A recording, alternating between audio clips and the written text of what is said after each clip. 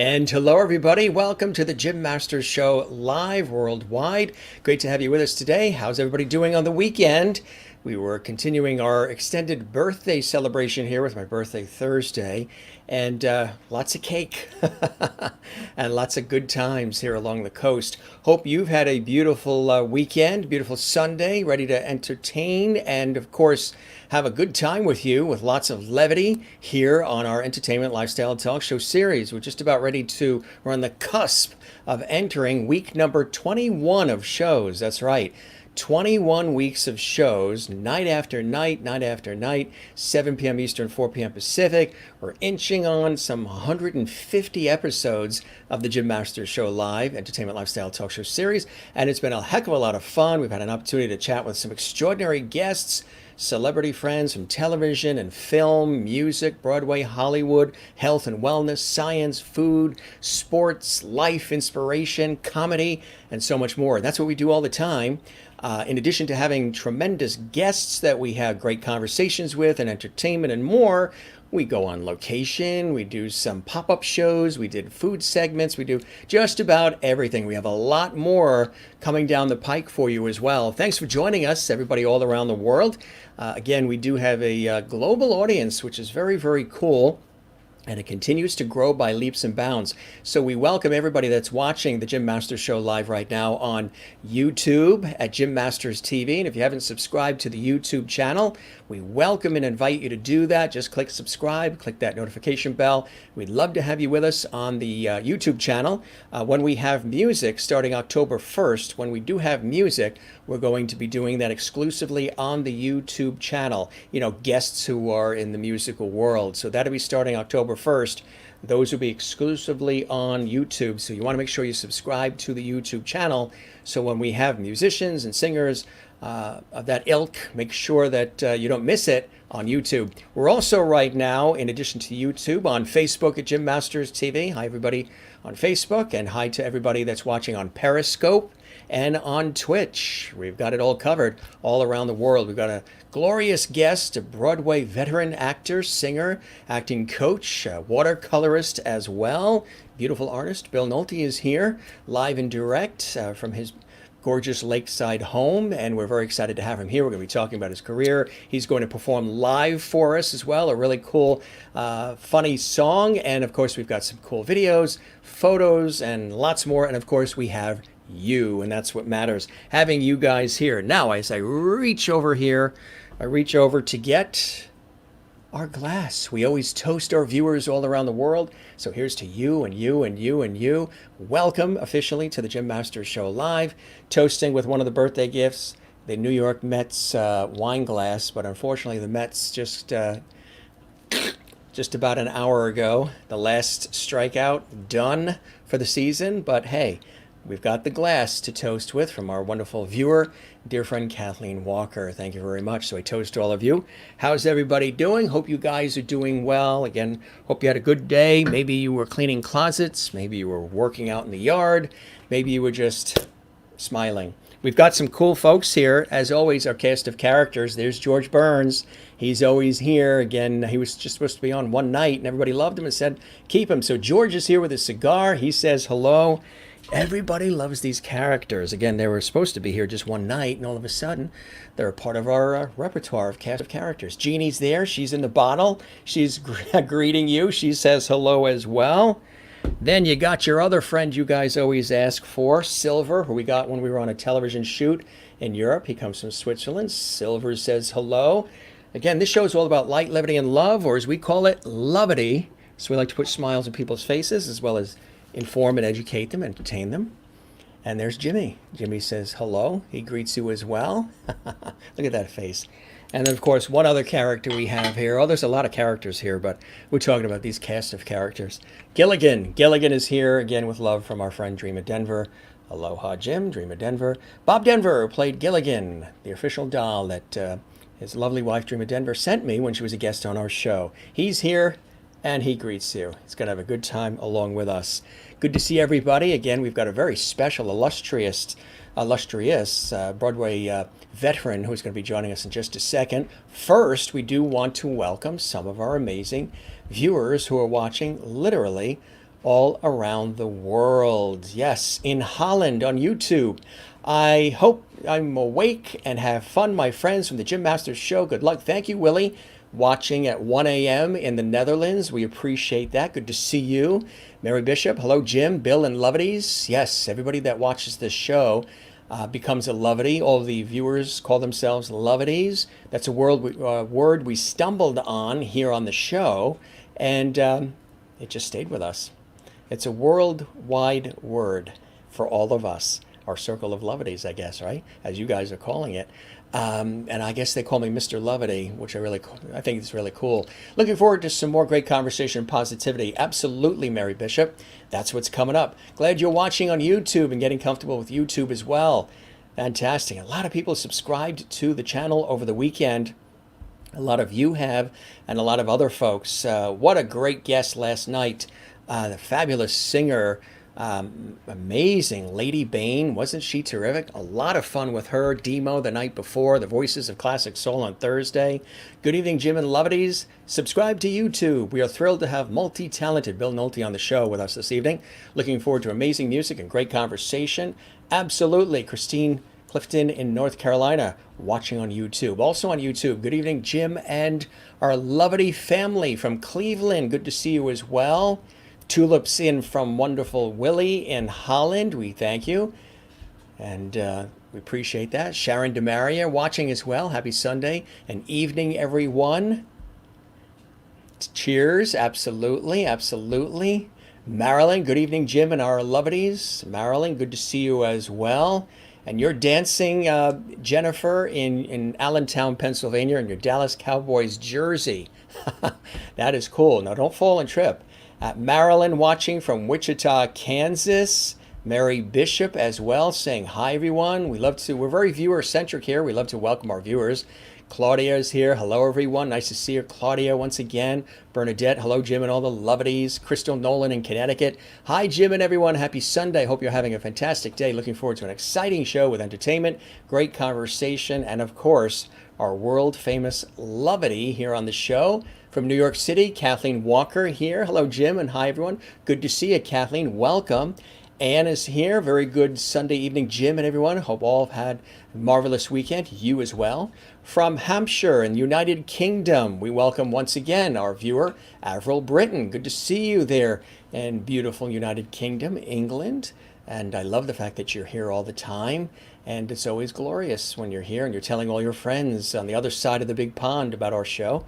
And hello, Jim and everyone from Merlin, watching in Innerkip, Ontario, Canada. We love that. Good to see you, Merlin. Ginger Bain is here. Hey, hello, everyone. Hey, good to see you as well.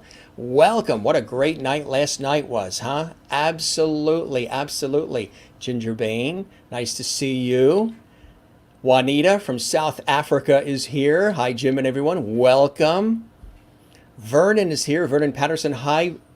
Vernon here from Beaver Dam Lake. Wow, that's cool. And you're watching on YouTube live right now.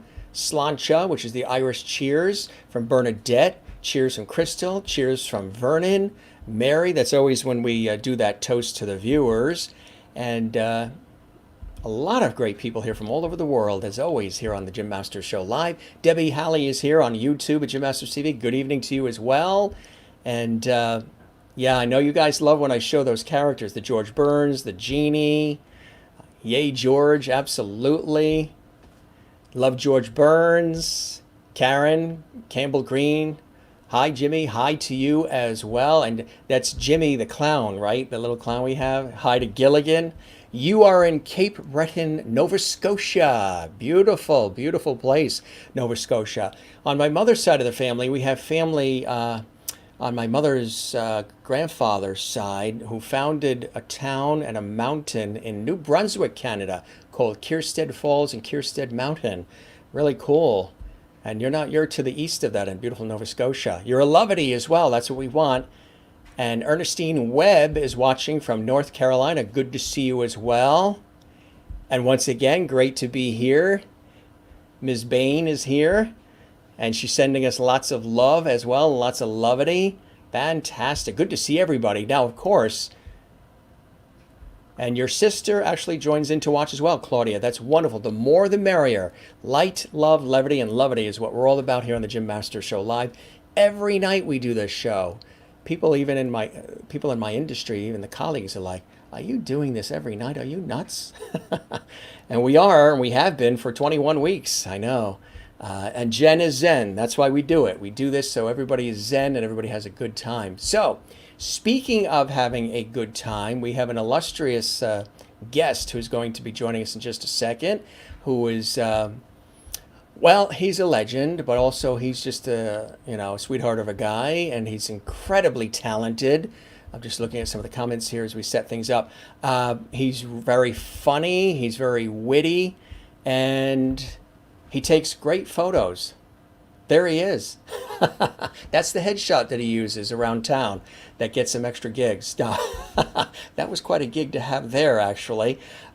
He's really an incredible guy. We're talking about, of course, my friend and yours, Bill Nolte. And here are some of the cool shots. We're going to talk. Don't mess with him. Don't cut him in line at a supermarket. We're going to welcome him in just a second, but first I want to tell you a little bit about his extraordinary background. And one other thing I do want to show you, too. He is an amazing artist, watercolor as well. Absolutely.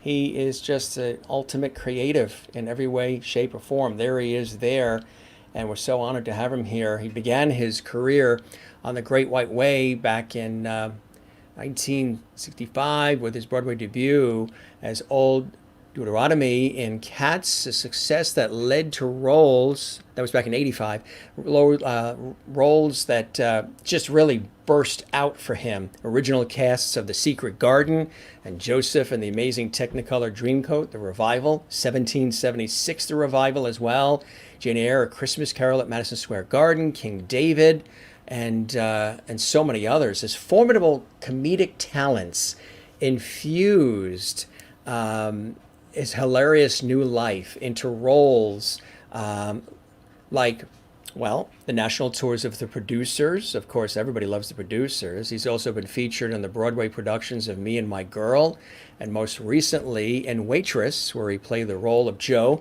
the owner of the diner. Off-Broadway, Bill has appeared at Carnegie Hall, in Sail Away and Anyone Can Whistle, at the York Theater and Road to Qatar, and in Jerome Robbins' Fanfare with the New York City Ballet. He has also originated roles in the American premieres of Jekyll and Hyde, the complete work recording, and Children of Eden. Audiences have seen him at top regional theaters all over the country as well, including the Goodspeed Opera House, Connecticut Critics Circle Award for Best Leading Actor in a Musical Award, Tony and the Most Happy Fella, and Maine State Musical Theater, Vicky Award for Best Actor in a Musical, Broadway World Award for Best Actor as well. He was, of course, Fiddler on the Roof, as we're talking about this. It's amazing if you really think about the incredible body of work that Bill has been involved in. And it goes on. He's just really extraordinary. He's a cabaret artist. Bill has performed his original acts, Billsville, All of Me, and on Broadway at Birdland as well. And also the creator of When Pigs Fly. I think we're going to hear a little of that as well. He's really incredible. And that's just a little snippet of his extraordinary career. But also, he's got this wonderful gallery in upstate New York, and he's a wonderful painter as well. Watercolorist, and his work is extraordinary. And we're going to show you some of that during the course of our exclusive conversation with Bill. But let me take a moment to welcome him to the show, live and direct from his beautiful lakeside home in upstate New York. There you go. There's Bill in duplicate. Hello, sir. How are you?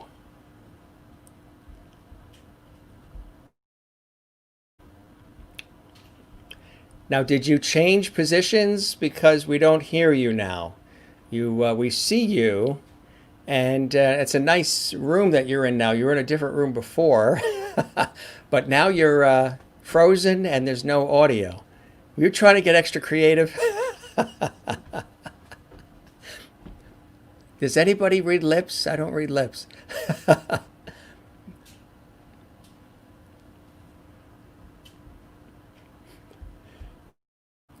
Whatever you're saying, boy, it must be fantastic. Yeah, no, I don't know if you moved to another location or something changed, but we had the audio before.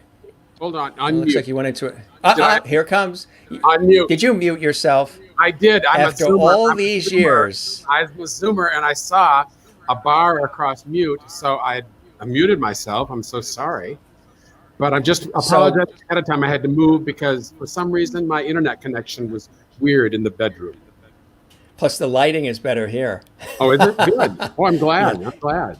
You are freezing still a little bit with the connection you have, but um, what the heck? That's just the way that everything works. It's the You Wi-Fi know, is a crazy place, isn't it? The it internet. is. And putting yourself on tape and microphones and earbobs and it's just such a challenge to, You just want do to the. walk out on stage, right? And I want to be in a television or radio studio. Yeah, well, it's morphed into a whole new business, as we all know. Yes, it's Do It Yourself Inc. Yeah, That's what yeah, it is now. We have a lot of welcomes coming in here, and they hear you now, which is great. good. Jennifer said that she would have been able to read lips if you had moved closer to the screen. There you go. Same to you. No. Hi from Ireland for Oh, funny. Joanne. Yes. You're going to be inducted into Loveity Hall of Fame in just a second. Everybody's going to call you a Loveity, which is what all our viewers and our guests are. Hi, Bill. Welcome to the Loveity family. So I hope you're ready for all the Loveity that's going to come your way because I'm looking at all of this and there is Bring a it on. lot of it. Bring it on. Yeah, there's a lot of it. 21 weeks of Loveity. We love the show. Hi, Bill. Welcome to the show. I always like to show the guests the warm welcomes that come in as well. That's from Wonderful. Crystal. Bernadette, welcome, Bill, to Loveity Hall. Um, and of course, Vernon. He also happens to be an incredible watercolor artist. Yep, absolutely. Vernon lives on my lake, actually. He's a neighbor down the street. So Oh, hi, that's Vernon. terrific. Hi, Hi, Vernon. Vernon. A Yeah, neighbor down the street. he's a Beautiful neighbor down the street. painting. Welcome, Bill. This is all lovely coming your way from Willie in Holland, Amsterdam, the Netherlands. Oh, wow. Welcome, Bill. She's a regular viewer as well. Jennifer Barry welcomes you from Allentown, Pennsylvania. Juanita welcomes you from South Africa, watching as well. Some beautiful welcomes from New York City. Kathleen welcomes you from Iowa. Renee welcomes you as well. Mary Bishop Wow. welcomes you. That's Lots great. of lots of love. If you're ever down, just watch our show or come on our show. Hi from Okay. Ireland, from Canada. Hi, Bill. Welcome to Loveity Hall. Really, really cool stuff and really, really nice. And Kathy Short, welcome to Loveity Hall, Bill. It's a pleasure to have you and hear you tonight. Christine in North Carolina. Bill, welcome to Loveity Hall and the Jim Masters Show Live. You are now a Loveity. Yes. That's Yes. it. You've reached the pinnacle of your career coming on this show, becoming a Loveity. You knew that, right? Well, yeah, I knew what I was getting into. Yeah. That's it. Welcome to the show. Welcome for the welcoming Vernon now too. All right. Vernon's now a Loveity down the road from Mm, you. And mhm. Danilo in San Diego. Hello, all Loveities. Bill, welcome to Loveity Hall. So, welcome. Yeah, it's really great to have you here. And I know technology can be funky, but it's really wonderful to have you here, sir. And what have you been doing lately to stay fresh and busy, as we've all been sort of social distancing and, stuck in our homes? And how have you been keeping creative and connected? Well, it's funny you should ask. This is an incredible weekend. I've got a million, plates up in the air, and I went from like having nothing to do for like 5 months to like being exhausted. But I have been gardening, working in my yard. We put in a dock, we put in a boat rack, we put in a pathway through the garden, a two new paisley gardens, and I'm a mad, old 4-H'er from Ohio. I grew up in northwestern Ohio, near Toledo, and so I love gardening and plants. And That's been taking a lot of Me my too. time. Yeah. Oh, really? Yeah, Cool. green thumb. Yeah, Oh, big, big, cool. big green thumb. Always have been. Yeah, gardening is also very therapeutic and Ah, very nurturing. You're taking something and it's depending on you to help it, blossom and grow oh, and yeah. flourish, and then it pays you back in dividends, either with beautiful flowers or lush greenery or Oh, yeah. vegetables and fruits. Yeah. Well, it saved me through this whole pandemic. And I was in Palm Springs the beginning of the year. I don't think I told you that, doing ballroom No. at the Coachella Valley Rep, and that finished mid February. And I was going to spend the rest of the time in Las Vegas. And then this whole COVID thing happened, and I remember sitting in the my kitchen watching Governor Cuomo on TV on March 18th. And he made sense to me. And I got in my car and I drove cross country. And everyone said, "You're nuts. You're going back to New York City, the epicenter of the whole epidemic." And I said, I want to listen to him. I want to play by his rules. And so I've been kind of here at the house with my husband since March 18th or March 21st when I got back. And I had sort of thought, well, I've had my career and that's all right. And had sort of not really thought about, Broadway and musical theater and what have you. And now because of you, actually, because of resurrecting all my press things, and I wrote some new dishy, obscure things, different from my website to share with you. I've got a renewed dream. I'm dreaming again, which is nice. And I also had an art show this weekend, yesterday and today, in Newburgh, New York. Open Studios in Newburgh, which is the town that my lake house is near, and that's been great too. Exhausting, but great. And I'll collapse about an hour from now. You and me both. Uh-huh. Absolutely, absolutely. So that's beautiful. So again, you've been keeping busy, keeping active, and doing things, domestically as well as creatively. And that gallery there in Newburgh, that's a beautiful thing. That we'll talk about that more. The watercolor background that you have, which is extraordinary. But first, going back in time just a little bit, Uh-huh. Bill. Do you come from a family of entertainers and performers? Were you the breakout kid back in Ohio? What were the influences and inspirations for you to want to be a performer and a storyteller and entertainer in the brilliant way that you have been all these years? My parents ran a gas station, and I didn't really know I could sing until I dropped out of art school. I wanted to be a watercolor painter, and I went to school in Bowling Green, and that's when I discovered I could sing. And I transferred to the Cincinnati Conservatory of Music very, very bravely and brazenly. Really, I had such confidence then, and I decided I want to go to the conservatory, and I got in. And it was there that I kind of, you know, I trained. I did both musical theater and opera, and I was lucky enough to do both. Oh no, that's hysterical. That's me as a kid. I remember sitting on the ironing board when the photographers came to our house, and my mom just handed me the phone. And the photographers used to come to your house, and they'd put a bed Yes, over your ironing board and take right. photos there. Us, it was the coffee table. They would put it over the coffee table, and we would sit on the coffee table for those family photos. And Yeah. yeah, when the photographer used to come to the Oh house. yeah. Yeah, I'm breaking that's up a a little cute bit. And shot. I apologize for it if I'm breaking up, but like I said, this MacBook Pro is going to get a beating from me later on. But I really didn't have it. My grandmother sang in the choir. My grandmother really raised me and insisted that I take advantage of my artistic talents. And I played the piano. She saw that I took piano lessons and was in the choir and at the church. But it wasn't until I got to Bowling Green that I realized, hey, I could maybe teach. I wanted to teach because that's what you did at Bowling Green. And then I transferred to the conservatory. And then what you did was you moved to New York and you pursued a career because that's what you did if you graduated from Cincinnati Conservatory. So I came to New York with Mark Waldrop, who wrote Pigs Fly. I didn't write Pigs Fly.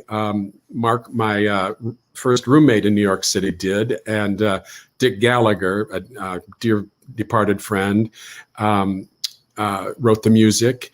And it was just an extraordinary piece. And Dick has played for my nightclub acts before he passed, and he's brilliant. And Howard Crabtree had the concept of the costumes and the outrageous costumes, and they were going to do a revival a few years back, and they had all the money and it was all set, and Bob Mackie was doing the costumes, and they got to like the final dress, and somehow their money got screwed up, and they lost it. So now the costumes are probably in someone's attic, or garage, waiting for the next chance to come out. But it's a wonderful show. That's fantastic. That's fantastic. I want to, because we have a lot of cool stuff to share with everybody, but I want to go back in time a little bit, and maybe you can do a little narration for us as we go through some of the. Love it. I'm laughing because this is the second time it happened. Before we went live on the air. But whenever he picks up the glass, whenever I take the glass up, freeze. You freeze frame with the glass. Never again. Never again. That MacBook Pro, huh? Try to say that 5 times fast. MacBook Pro. Exactly. I'm gonna. You're gonna jump on it and stamp on that thing tonight. Genius bar tomorrow. Yeah. Tell us about this fantastic shot. Well, I can't see anything right now because you're frozen too. There. Okay. That is from the revival of Joseph and His Dreamcoat on Broadway. And that is Jacob. And I covered that role. Michael Damian was our Joseph. And I covered that role, and the Guru and Potiphar. And I've had a chance since then to do it. I did it up on Algonquin and had a ball at the Algonquin Playhouse, which has a special place in my heart. I've done several shows up there at Algonquin Playhouse. I met my husband up there. I was in the chorus of Annie in 1983, and he was there painting scenery and running props. So I got to do. How long did it take to get, all made up for this? Was this a while? No, this was not a complex makeup. No. When I started, and you'll probably have a Cats picture. I started, Candy Carell designed the makeup for Cats. And when I first started, it took me an hour and 45 minutes to do my makeup. And then I was thrown on in the middle of the number, and I found out that I could do it in like 20 minutes. And so from then on, I did it in 20 minutes. And that's me with Laurie Beachman, who was my Grisabella on Broadway. And she's a doll, and had a wonderful time with her. And I remember one night she was singing Memory, and she stopped the show and she says, "Wait, something's wrong, something's wrong." And we were like, what's happening? What's happening? We thought maybe she was having a breakdown, but someone in the audience was having a heart attack. And so she made the lights come up, and we got the ambulance there, but she could see that there was trouble in the audience. And right in the middle of Memory, she stopped the show and said, something's wrong, something's wrong. And we all came out on stage and told stories and tumbled and sang and until we could start the show again. But I've got another story too of Cats.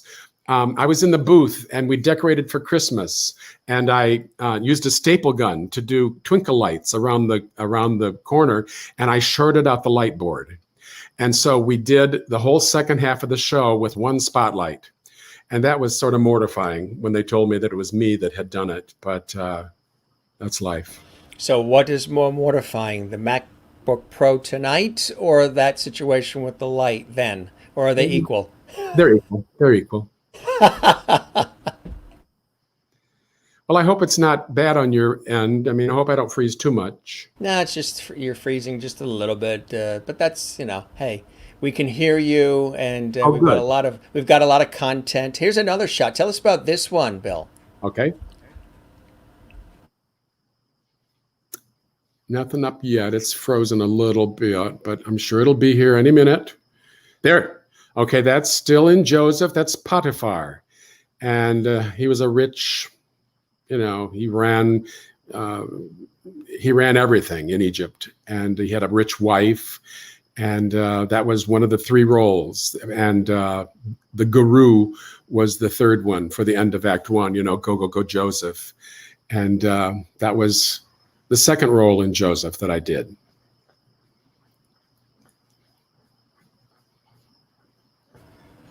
Oprah as a cat, 1984. Uh-huh.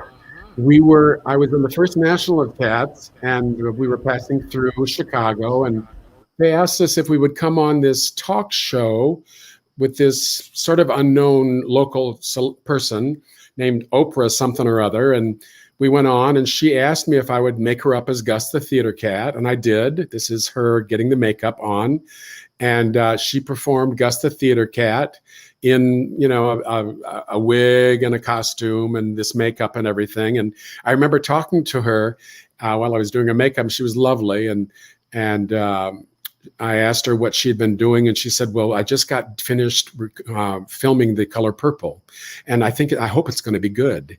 And so the rest is history. You know, she was a lovely. It was the beginning of her success and taking off, really. This is a dear, dear picture. That's Mamie Paris Shannon as my Rosabella. Tony is a role that is very dear to my heart, that I hope to do again. I'm finally the right age. This was about 7 years ago at the Goodspeed Opera House. I also did it in Texas, in Irving, Texas, at the Lyric Theater, with Cheryl Denson directing me, and Amber Guest was my Rosabella there. And it's just a beautiful score, Frank Lesser, and a privilege to sing the music. It's the kind of singing that I don't get to do often. I do a lot of character singing, but this is the kind of singing that I was trained to do. And I hope I get a chance to do it again, you know, tick tock, tick tock. But anyway, that's the curtain call at the Goodspeed Opera of Tony in Most Happy Fella. This is Franz. Franz sort of changed my life. The producers sort of changed my life. It was up until I got this role, my career was basically grabbing a summer stock job when I could, and maybe a regional job every once in a while. But I was living basically paycheck to paycheck. And I got the producers, which was, you know, a Cadillac first national tour. We opened in Boston. And this role just fit me like a glove. I don't know where it came from, but Franz was, I just love Franz. This is me in Vegas. We did it at the Paris Hotel with Tony Danza. And we did it, and I actually came to Broadway with it after that. And Tony came with me, actually. We both came to Broadway. And yeah, wonderful role, very funny. I did it off and on for 5 years, and it saved my life, really. That's Franz, and perfect timing. That's another Tony and Most Happy Fella. And I think this one is actually in Texas, and that's me singing Rosabella. I keep getting letters from this beautiful lady who sent me her picture, and I'm in love with her, and she's fallen in love with me because I've had my stagehand write beautiful love letters to her. She's never seen me, but then she asks for my picture, and I don't know what I'm going to do, because I don't want to send her my picture because I'm an old man. I'm not this stud that I told her I was. And she finally comes to my town and meets me, and you know, the rest is history. We actually have footage of that Oh, really? that we want to show. Yeah, we want to show that. And we'll add it here. There it is. Yeah, Rosabella from the Most Happy Fella. And did you want to intro that at all a little bit for us? Did you Did you did want you did you want me to do something? did you want to do a little intro to what we're going to see? Oh yeah, Yeah. this is just the picture we were just at, Rosabella, and this is a song when I'm expressing my love for the lady in the picture that she sent me. We're pen pals. We've never met, and I'm expressing my love to this lady in the picture. Rosabella, say someday you'll love me, baby. I'm scared to look in your eye and shake the hand hello. I'm scared you slap on my face and you go, my beautiful Rosabella, sweet like a flower. Rosabella, look, my heart is in your power. Rosabella, I love you so.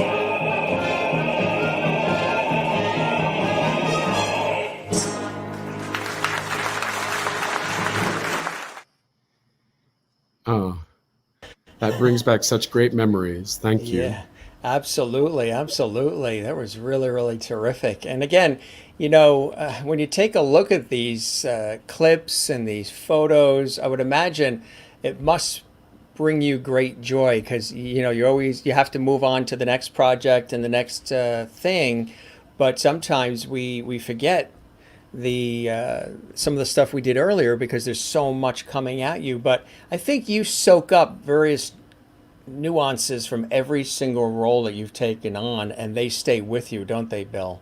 Oh, absolutely. Absolutely. And, preparing this weekend or this interview for you has kind of brought all these emotions up again and made me realize how fortunate I am and what a great career I've had and how lucky I've been to have met, Franz and Tony and Most Happy Fella and Old Deuteronomy and Tevye in Fiddler is a role that I love doing now and that I hope to be doing again. And who knows what the theater is going to be in the future, but I had sort of kind of put it all away in a desk drawer, and it's nice to bring it out again and have hope that I'm going to do it again. I'm going to do these roles again.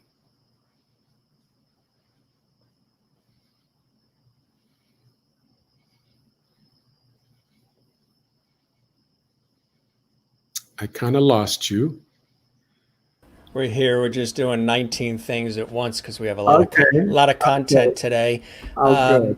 So we got another one to show here. Now, this one I believe is All of you. you're in Vegas. Yes, Yeah. I've done five cabaret acts. Mark Waldrop, my friend from college who wrote Pigs Fly and he's directed a million shows, has been my director on all of them. He helps me Is write. that your phone going off that ding or There was a something? ding. I think I got a message. Someone dinged me. I'm sorry, Oh, that's okay. but I'm just going to have my hearing test Monday. anyway, we put together a Third show. floor lingerie. Uh-huh. We put together a show. I got a job on a cruise ship, the Seabourn Spirit Cruise Line. And we had to put together two shows, two 1-hour shows. And the first one we did was called All of Me. And the next one was called On Broadway. And Pam Drews Phillips played for me. And she's a friend of mine from Jackson Hole, Wyoming, and a jazz pianist that we went to college with. And this All of Me was an act that I did the first time in Las Vegas. I've done it also at Birdland in New York City and also on the Seabourn Spirit cruise line. And we went to Dubai and that whole area up in there. And we had to stay on land. I was supposed to do it for 2 weeks. The first week we had to stay on land because there were pirates in the bay and we couldn't go out in the boat. Wow. And Yeah. also Delhi had been firebombed. And so it was a lot of danger. So I got a free vacation in Dubai. They put me up and gave me a per diem. And then the next week I went out and did my shows. And this is kind of a demo of All of Me. And it's a show that I'd like to do again. I don't know if on a cruise line or college circuit or someplace, but it's got a lot of great music, as you'll see.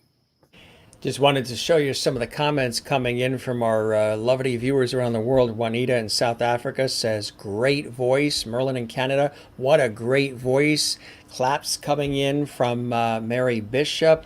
That's amazing from Kathy Short. Just some of the comments coming in from the last clip that we showed. And yeah, they're very interactive and I love that. So let's take a look at this for some more pleasurable entertainment from our illustrious guest, Bill Nolte, right here on the Jim Masters Show.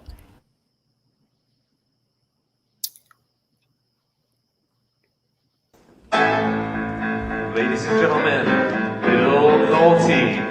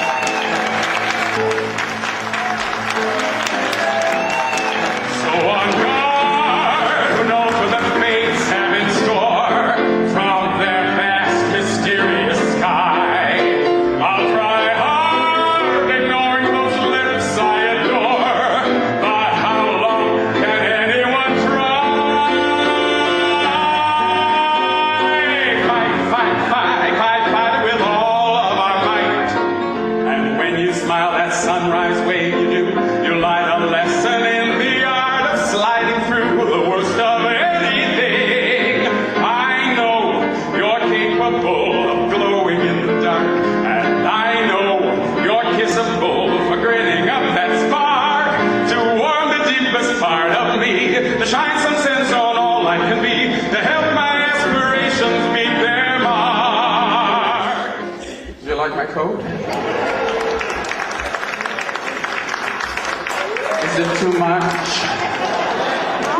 Yes, it's Vegas. Actually, there's a story behind this coat. Well, there's many stories behind this coat. On the road again. I just can't wait to get on the road again. I find love is making music with my friends, and I can't wait to get on the road again. On the road again, like a band of gypsies, we go down the highway. We're the best of friends, insisting that the world keep turning our way. And our way's on the road again. It winds from Chicago to LA. More than 2,000 miles all the way.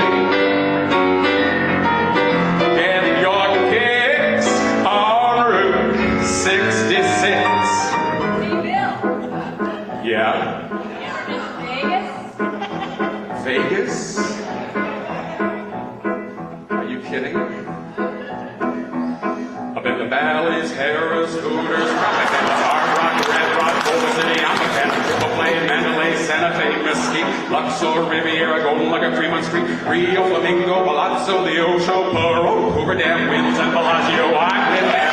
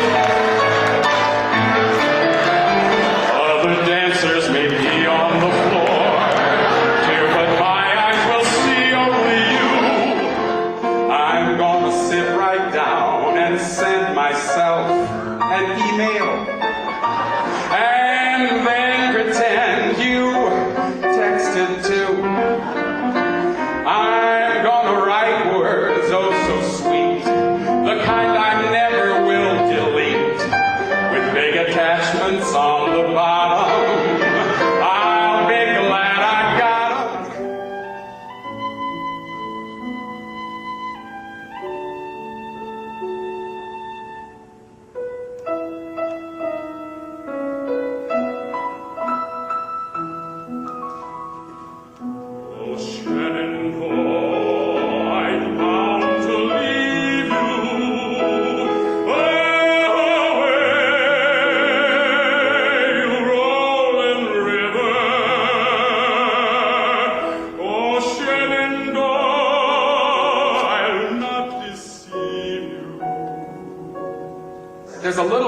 in every role that I do, whether it's a cat, a Texas housewife, or the devil, all of which I've played.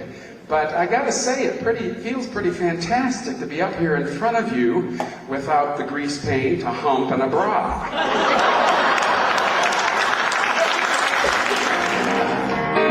All of me, why not take all of me? Can't you see, I'm no good without you. Take my lips, I want to lose them.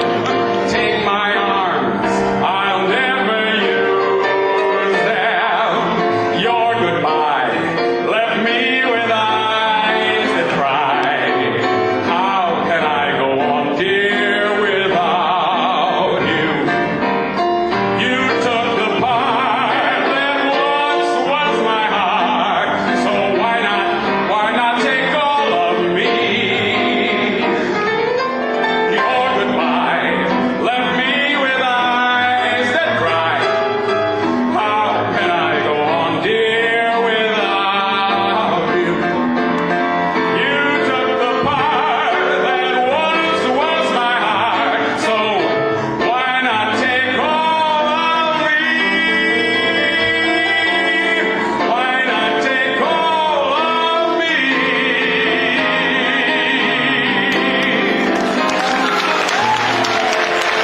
Why not take all of me?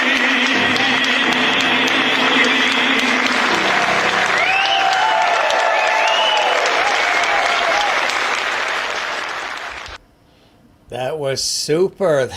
Bravo, bravo, my friend. Thank you. So much Wow. fun. Jeez. So many memories. Oh yeah, I think you took the roof off the building and Ah, yeah, really. Just want to show you some of the love coming our way here. Kathleen in New York City, loving it. Anne loves your rendition of I've Been Everywhere. Ernestine says, nice, love this and the coat that you wore in the beginning. yes, my round the world coat. That was great, powerful voice. Ralph waiting for Vegas to open once again. Mary Bishop saying wonderful. Marilyn saying what a great voice. Juanita South Africa saying great voice. Merlin in Wow. Canada, what a great voice. And James, a Barb, an old family friend from Clay Center, Ohio, says hello. They're Yes. watching yes. live. We grew up together. Wow. That's it. Hometown boy made good. That's it. That's it. Little farm town near Toledo, Ohio. Francis is clapping and applauding. Merlin saying bravo. Bill. Christine saying enjoying all these Broadway show photos and video clips Bill has been cast in over the years. Fantastic voice. Thank you. That is awesome. You wanted to share something live for us too, right? You wanted to perform something live with the MP3 and all. Yeah, That would be cool. And Renee's clapping from Iowa. You even captured the hearts of Iowa. that's wonderful. Yeah, with everything that's going on right now, I this song kind of captures what's going on right now with the pandemic and where we're all at in theater and everything. So I want to share it with you, and I'm going to press the go button now. Maestro, Yeah, maestro. yeah, right. Here it goes. Maestro. Live at 5 and CNN keep us all abreast of breaking stories that can tend to make us anxious and depressed. Problems with no answers hang on like some nagging cough. And every day some brand new issue rears its head to piss you off. Bad guys win. Optimism's wearing thin. Things are spinning out of control. Cynicism's all the fad, and world events can make us mad as hatters. Almost every day, some underpinning slips away.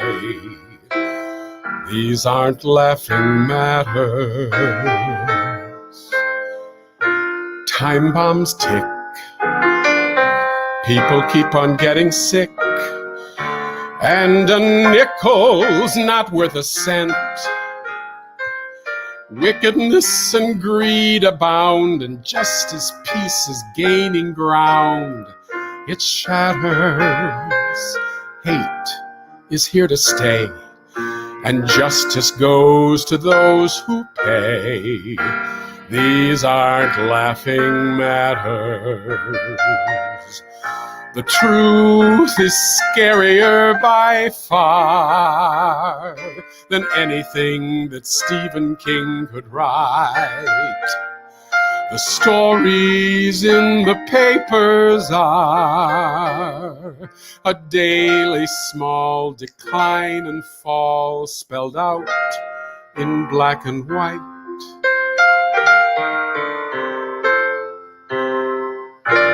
What to do? How to take a brighter view when your noodle's totally fried? Human spirit needs to be leavened with some levity. So take those blues and bounce them off the wall.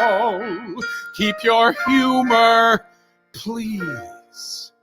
'Cause don't you know it's times like these when laughing matters most of all.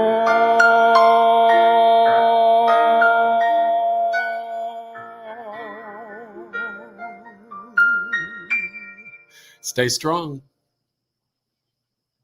Beautifully, beautifully sung and said. I tell you, that's really that's a great song, and a lot of people are commenting too. That was amazing. Two of my daughters live near Toledo. So cool to hear. You're also from around there too. That is Sherry, showing line. Marilyn in Wichita, Kansas. That's 2020, Bill Nolte. Thank you very much. You summed up 2020. It's so apropos for right now. It's just when I pulled it out, I thought this works now so well. Absolutely. In San Diego, California, Danilo says Magnifico, muy buen, fantastico, bravo. That's a good one. That was wonderful, Bill. Love your expressions, the facial expressions, how you really absorb what it is that you're presenting to us. Very nice song from Francis. Everybody loving it, of course. Really beautifully done. You know who really loved it? Speaking of levity, George Burns. Oh, I love it. Nice to meet you, George. George is there. That's one thing we do on this show is we have a lot of levity and levity, and I think we need that now more than ever. We really do. Yeah, laughing matters right now. Laughing matters. Clap, clap, clap from Merlin in Canada, and great voice from Kathleen in New York City. Juanita in South Africa. Perfect pandemic song, makes you want to laugh and cry at the same time. Christine Clifton says clever and relevant lyrics you created from Laughing Matters from When Pigs Fly. Yeah, really terrific. Love this. We want to go down memory lane here too with a few more of these fabulous photos. Tell us about this one, Bill. Oh, that is the Guru in Joseph once again. You're on a Joseph groove here, and this was on Broadway. We started out in L.A. We started rehearsing in L.A., and this would have been in '93. And we stayed in L.A., and then we went up to San Francisco, which was the first time I'd ever been in San Francisco. And then we came back to New York, and we played for about 9 months in New York. And it was a tough show for me. We had to, there was a lot of dancing, and I'm a good dancer, but Dick Gallagher. I love Dick Gallagher. He wrote When Pigs Fly, the music, and musically directed some of my shows. But anyway, I had to do a number, the Mega Mix, and I had to do part of it with my shirt off. And, that was like, but I got over it, and I did it, and I learned a lot about myself and loving myself and what have you. And life went on. This is, I got a chance to do it up in Algonquin, Maine. I told you that's a very special place to me. I met my husband there. I've done 4 or 5 shows there. I did producers there. I did Joseph, Annie. I was in the chorus of Annie when I met my husband. And this is with Clay Aiken as Joseph. And that's Clay in the white and me right next to him. I played Jacob, his father. And those are all my boys and girls. And that was a terrific experience. I love New England, and I'd go back to New England in a minute, anytime. Also, You're more than welcome. More than welcome. That's for sure. That's right. You're from New England. This is Mansour, and he's a crazy Arab producer who comes to New York and pulls 2 musical theater composers, David Crane and Stephen Cole, and takes them back to Dubai or to Qatar. And this is called Road to Qatar. And the things they go through, they worry about their lives, but they have to do a show with a cast of thousands, with parades of elephants and trapeze artists and fire people, eating fire, and they had to write music for it. And this is a whole Road to Qatar. I did it at the York Theater, which is a wonderful off-Broadway show theater, and with James Morgan running that. And we had a ball, and I also got to do it down at the Lyric Theater in Texas too, which was fun. But that's Mansour, the crazy guy. Can you do those eyes again right now? There they are. There they are. Yeah. Oh yeah, I still got it. That's your expression every time you open up your monthly electric bill, right? Uh-huh. Yeah. Yeah. You're like, what? Here we go. Yeah. This is Road to Guitar 2. This is fantastic. That's Sarah Stiles down in the left, and Jamie Beeman and Keith Gerchick and Bruce Warren. There were only 5 of us in the show, and we had many characters to play and a lot of costume changes, and it was a lot of fun. And I'm surprised it really didn't take off, because it captured the zaniness of show business and, doing a show under impossible odds, but the show must go on. And these 2 guys, Stephen Cole and David Crane, they created a show and put on a show under incredible odds. And we have them all doing it. Unbelievable. Take a look at this one. That's Squigs. Squigs did a caricature of us, and that's Sarah in the middle, Bruce to the left, me to the right with the beard, and Keith and Jamie down the bottom, and the 2 composers up at the top. That's David Crane and Stephen Cole up at the top. David wrote the music, brilliant composer, and Stephen Cole wrote the lyrics, brilliant lyricist and writer. He's been giving me some of his short stories to read, and he's really on a roll. He's writing some great things about being in the pandemic and everything. He's a great writer. We had him a few weeks back on the Oh, show really? as well. Yeah, he was on the show, and Hillary Rollins, Karen Mason. Love it. Yeah, so many incredible people. Michelle Browerman was on. Great. A lot of great people. Here's another great shot here. We'll bring this one up. Oh boy, this brings back memories. This was from Amour, Michel Legrand. That's him down in the front. A musical. And we just lost him, I believe it was like last year, right? Yeah. We did. That's why it's so bittersweet. And right above him is Nora Mae Ling from Forbidden Broadway fame. And she was in this show, and she was such a love. And she passed away recently too. But there's so much great talent and energy and love in this picture. That's James Lapine, all the way to the right to my left. He was the director and co-writer. Jeremy Sams wrote the lyrics. He's from London. Melissa Errico down in front, Sarah Litzinger, Christopher Fitzgerald, how can you go wrong? John Cunningham, Norm Lewis, and Louis Cleal. And Malcolm Getz was the star. He was the man who could walk the walls. And, it was a magic show, and we were trying to create it during 9/11. And it was just a crazy time to get people to come out and go to the theater. And a lot of people weren't willing to kind of let their fantasies go, I think. And we only lasted 3 weeks at the Music Box Theater, but boy, what a 3 weeks it was. And we savored every moment of it. And the chance to work with Michel Legrand and James Lapine, who's a brilliant director, and I've always idolized him. And of course, Melissa and Malcolm, the whole cast. I mean, they're just lovely. Don Quixote de la Mancha. I had the privilege of doing this role. I went up to Goodspeed. The second time I went up to Goodspeed, I went up to cover this role, and I covered it. And Sean Elliott was doing the role. It was the 35th anniversary of La Mancha, which is where it started. It was created there with Richard Kiley, and we were doing the 35th anniversary. Nancy Tickerton was Aldonza, and Sean got a movie. I think he got a Disney movie, and gave his notice. And I remember Michael Price and Michael O'Flaherty, the musical director, coming over to my cast housing and sitting me down and saying, "We'd like you to take over the role." And for the last month. And, that doesn't happen. That doesn't happen. People usually have auditions and hire a star or what have you, but they believed in me.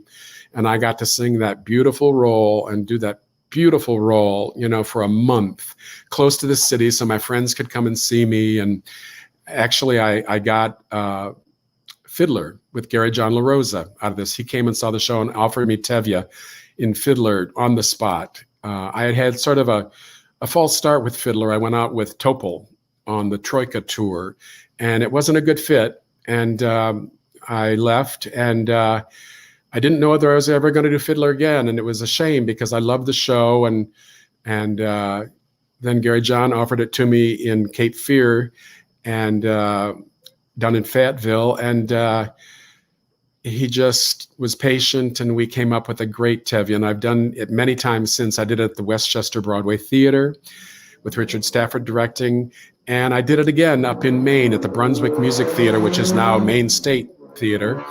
And Gary John LaRosa directed again, and we had a great time. And actually, I won the first ever Vicky Award, named after Victoria Crandall, the founder of Maine State Musical Theater, Brunswick Musical Theater. This is Oliver. I was Oliver in Salt Lake City at the Pioneer Theater. And that was during the elections. And it was a crazy time to be there. And I was so thrilled that I had this gem of a role to dig my teeth into and keep my mind off of what we were all going through. And that's Fagin and Oliver. This is Simon Stride, another show that I've had kind of a long history with. I did it at the Alley Theater, the world premiere at the Alley Theater. They had done a recording with Linda Eder and Cole Wilkinson to kind of promote the show, and then we were the first production of it. And it started out great, and I was the villain, and I ran the whorehouse, and I kept Lucy, Linda Eder, as my top whore, and I was just an evil, and I gave Dr. Jekyll a run for his money. Dr. Jekyll wasn't the only villain in the piece. But then by the end of that Houston run, they had watered down my role and taken away so many things that the critics came back and said, "What happened to Simon Stride?" It was such a great twist in the show. And Frank Wildhorn came into my dressing room and said, "Are you happy? And what do you think?" And I told him, I said, "Well, I think you either need to write me a role or write me out." And he wrote me out. And so that's one of the big disappointments in my life, was not watching Jekyll and Hyde blossom. It blossomed. It came to Broadway and was a big hit on Broadway, not with me, but I thought it was a very rich show when we opened. It's Leslie Brickus and Frank Wildhorn wrote the lyrics and music. Were there any other roles, during your career that you had wished that you had gotten, or Well, wish, or that you passed up on because of the timing, or just didn't want right. to do it? Well, I'm dying to do Edna in Hairspray. I mean, I don't think people think I could do that, but I'm a character actor, and I don't always audition well, and I like to do research and what have you. So that's one of the roles I'd like to do. And I basically, I always want to do Lenny in Of Mice and Men. I'm a little old right now, but I used to work on that in acting class and just really felt a connection to Lenny. And let me think about that. If there are any other roles, I basically, I want to do Tony and Most Happy Fellow and Tevye in Fiddler the rest of my career. I could do it, but you know, who knows what's going to happen now? We're kind of modulating into all kinds of new levels of the business, and we all have to have hope and stay strong. This is Musical Theater of Wichita. I love your reactions to the photos and how attached, how much they Yeah, mean to you. this was Hello Dolly. Catherine Kendall was my Dolly. Mark Madama directed. And this was in Wichita, Musical Theater Wichita, and Wayne Bryant's theater. And, well, what can I say? Horace Van de Gelder in Dolly. It was such a treat to do this role. And this is one of my disgusts at Dolly's behavior. I think in the parade, actually, Ernestina Simple was about ready to make her entrance. That's Dolly again, me outraged with my mutton chops, and oh, that's the full body with my ripples in my midsection. But It's all in the eyes. What you can do with your eyes is amazing. that's in the feed store, Van de Gelder's feed store, and that was great fun. Great fun. This was the Cape Playhouse. Pamela Hunt is a dear friend, and she's invited me to the Cape Playhouse to do, this was Drowsy Chaperone. And if you look down to the left in the purple, that's Joanne Worley. And she was a doll to work with. And Elliot Maddox and Kristen Mendelkoch were there in the picture with me. And I was Felzik, the producer. And me and Kitty were a partner. Kristen Mendelkoch and I were partner. And this was Drowsy Chaperone, my first year at the Cape Playhouse in Dennis, Massachusetts on the Cape. And I fell in love with the Cape. And actually that show too, Drowsy, is a brilliant show. Uh-oh. This one, oh, I played Benjamin Prick in a piece called Little Pricks. And it was a takeoff on Little Foxes. And Ryan Landry runs the Gold Dust Orphans in Boston.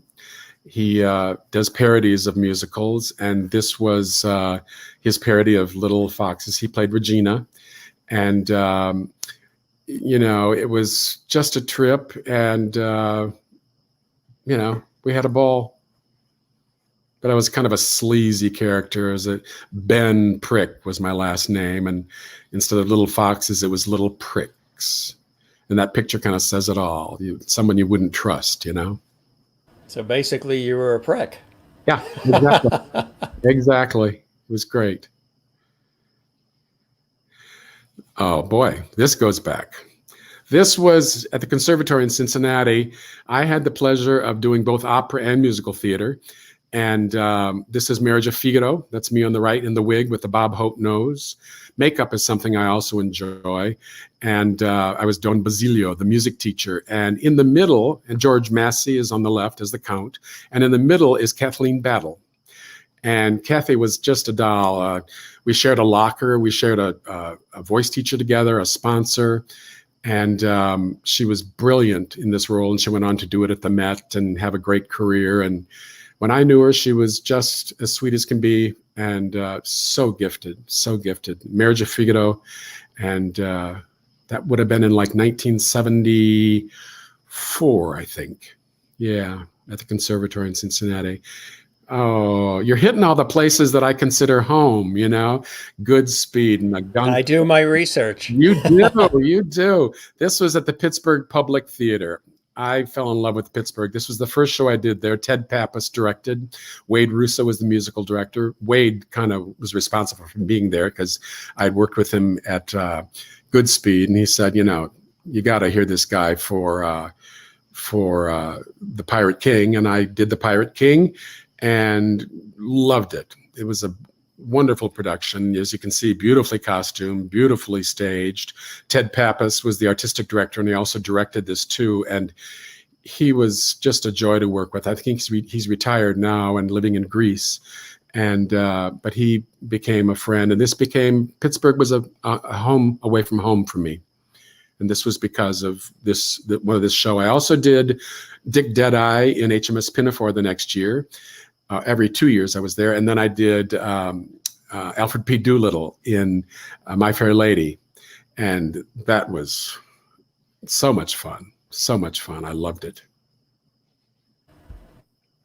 I would imagine that it must be difficult if you were to ever summarize, the list of the ones that really speak to you the most, like your top 5, top 10 of roles you've played. Yeah. Do you have such a list, or are Well, all of them you amazing? basically you've covered most of them, Tony and Tevye and Don Quixote and but all of these roles, they're so different, and oh boy, this is I need a. See, I knew you were going to say they're so different, and say perfect timing, perfect timing. Speaking of challenges, this was I Need a Good One in A Tuna Christmas. And Mark Flesher was my partner, and Ken Elliott, who directed all Charles Busch's show, was our director at the the Cincinnati Playhouse in the Park. I finally got to come back to Cincinnati in a straight play, and I played like 12 different characters, and like 9 of them were women. And this was I Need a Good One. She was a waitress, and such a riot to do this role. And my mom is from the Deep South. She's from the Delta in Mississippi. And I was channeling my mom. I was my mom in this role. It came very naturally to me. Oh boy, Joy Hermelin. We played husband and wife in Mambo Italiano up at the Westchester Broadway Theater about maybe a year ago, exactly, a little bit over a year ago. It was a brand new musical, and a good musical. And we had a very successful run there, and I played Gino. And it's based on the movie, the Paul Sorvino role in Mambo Italiano. And what a fun show that was, and a fun score, too. Oh, boy. I played a pimp, Marcus Lycus, in A Funny Thing Happened on the Way to the Forum. And we are in... and who was that role based on? Right? Well, someone sleazy, kind of any sleazy character I played, But this was up at Jiva in Rochester. And it was just before the election. So we were all, very high and doing this show. We couldn't help. There's Michelle Ragusa and, I can't even really see who all's there. But it was just, so much fun. And, being in Rochester was great too. And I'm an explorer. I go out and learn the cities, and I got down in the subways and the tunnels in Rochester that a lot of people don't get to see. But that's what I do. I love doing that. The nooks and crannies of towns, villages, cities. Absolutely. I'm a big tourist, and I usually grab a couple people to come with me, and I always buy a patch. That's why my patch jacket is like, there's no more space on it, for my around the world patch jacket. This was 1776 on Broadway. I played Thomas McCain, the Scotsman, with the rifle, and very loud and boisterous with a Scottish accent. And he goes off to bring Caesar Rodney back for the final vote. And I understudied Benjamin Franklin, Pat Hingle in Benjamin Franklin, which was it was also one of those experiences, with Brent Spiner as John Adams and Linda Emond as Abigail, Lauren Ward, Paul Michael Valley. It was extraordinary. Scott Ellis directed, and 1776 is just brilliantly written by Peter Stone, who's no longer with us. So it's great that you put this up because it's really making my heart sing. Oh no. I do a lot of Every single reaction is so unique and different to the photo. It's so cool. That's me down bottom left with the white wig. I was supposed to be Benjamin Franklin. And that's Michael McCormick was John Adams and David Lowenstein, Jim Hyman. I can't recognize people with these wigs on. But I do a lot of work with Broadway Care Executive Fights AIDS. Tom Viola is a dear friend from college, and whenever I can, I pitch in. I sell my paintings, everything, whatever I can for Broadway Cares and the Actors Fund. This was the Easter bonnet competition, and we sang Big Spender with new lyrics, and it was all pointed at Rosie O'Donnell, who had her talk show at the time, and she wouldn't come see our show. And so we said, come on, Rosie, get over here and see our show. And she kept pushing Titanic, and didn't even come see our show. And of course, Titanic won for the best musical. And I think Cabaret won for best revival. But, we would have liked a little mention from Rosie. So, we all kind of had a little attitude about Rosie not seeing our show. And that was that. This is one of the. Was that the look on your face when Rosie didn't come to see the show? It is. A man of many mustaches. This is. That's Major Metcalf in one of the non-singing roles I did. Pam Hunt asked me to come up and do Major Metcalf in the Mousetrap at the Cape Playhouse, and that was so much fun. And once again, I got to go to the Cape and P-Town and Boston and be up in New England and in a brilliant show, the Mousetrap. So that was fun. Oh, there's Fagin.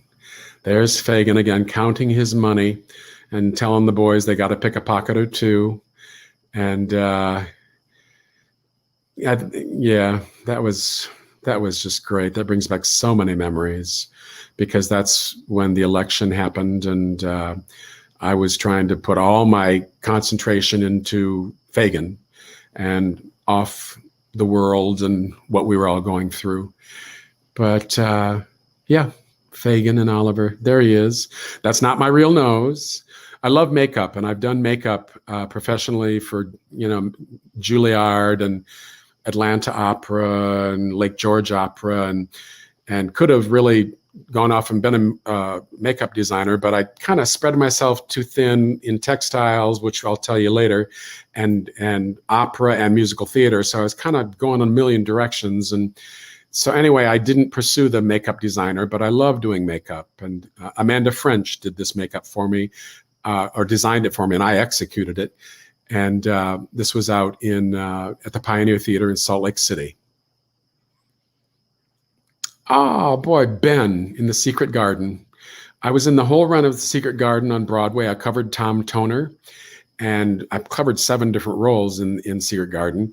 And this was a benefit we did down at the Lucille Lortel Theater. And I think it was a benefit for Broadway Cares. I'm not exactly sure, but I got to play Ben, and Rebecca Luker, who I adore, came back and did Lily, and Bradley Dean. It was magical. Michael Yeshin was in it. Michael Yeshin is a friend of mine who is a photographer and a web designer, and he takes all my headshots now. And Yeshin Photography, and put a plug in for him.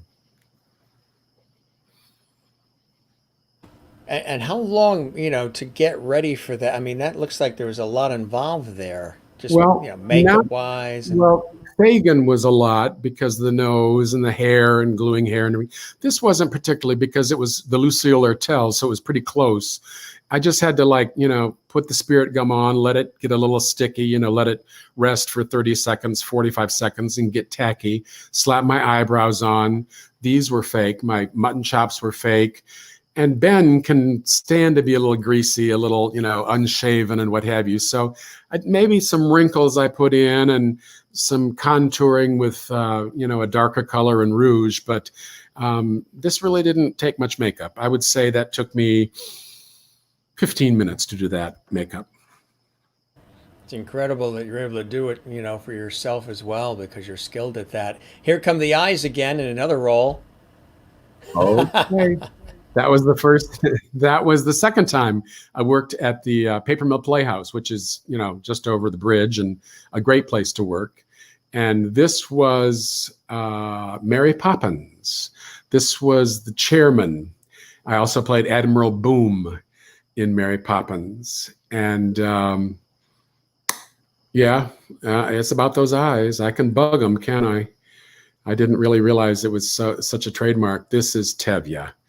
And this is a role that's very dear to me. This particular one was up in at Maine State, the Maine State Theater. And it was just a great experience. That's him. If I were a rich man, that's right in the middle of my song. And that's at the end. Oh, gosh, talking to God. Saying, just give me a little money. Just give me a break, God. I'm down here busting my ass. Just, give us all a little break. And, you all know the story. And it's a salt of the earth character. I loved it. This is All of Me, the show that I did on the cruise lines. And I had something I wanted to tell you about All of Me. Maybe I'll think of it. But anyway, Mark Waldrop directed it. And this is an organization that I do a lot of work with too, AHRC. And it's working with handicapped kids with disabilities that love to sing and they love musical theater. And that's me in the back as Mufasa. And these are all the kids. My son Simba is right next to me, and I've done A Christmas Carol with them. They did Hairspray, and Dale Hensley is the leader of this group, and it's called Broadway Our Way, and it's AHRC is the organization. And I got to say, it's really one of the most rewarding. It's volunteer. And one of the most rewarding theatrical experiences I've had in the last, 10 years to do those 3 shows that I did with them. And that's that. This is me, my husband, Kevin, and Tom Biola, who is a dear friend. And we go way back to meeting each other for the first time in Cincinnati when I transferred there. And Tom was a sophomore in musical theater there. And we've remained friends ever since. And whenever I can help Broadway Cares, I call Tom and ask for his guidance and what I can do. And it's been a great working relationship. Very beautiful photos, so many great memories. And again, love your reactions to it all as well, Bill. And then there's this whole other side of you, in addition to the gardening and everything else.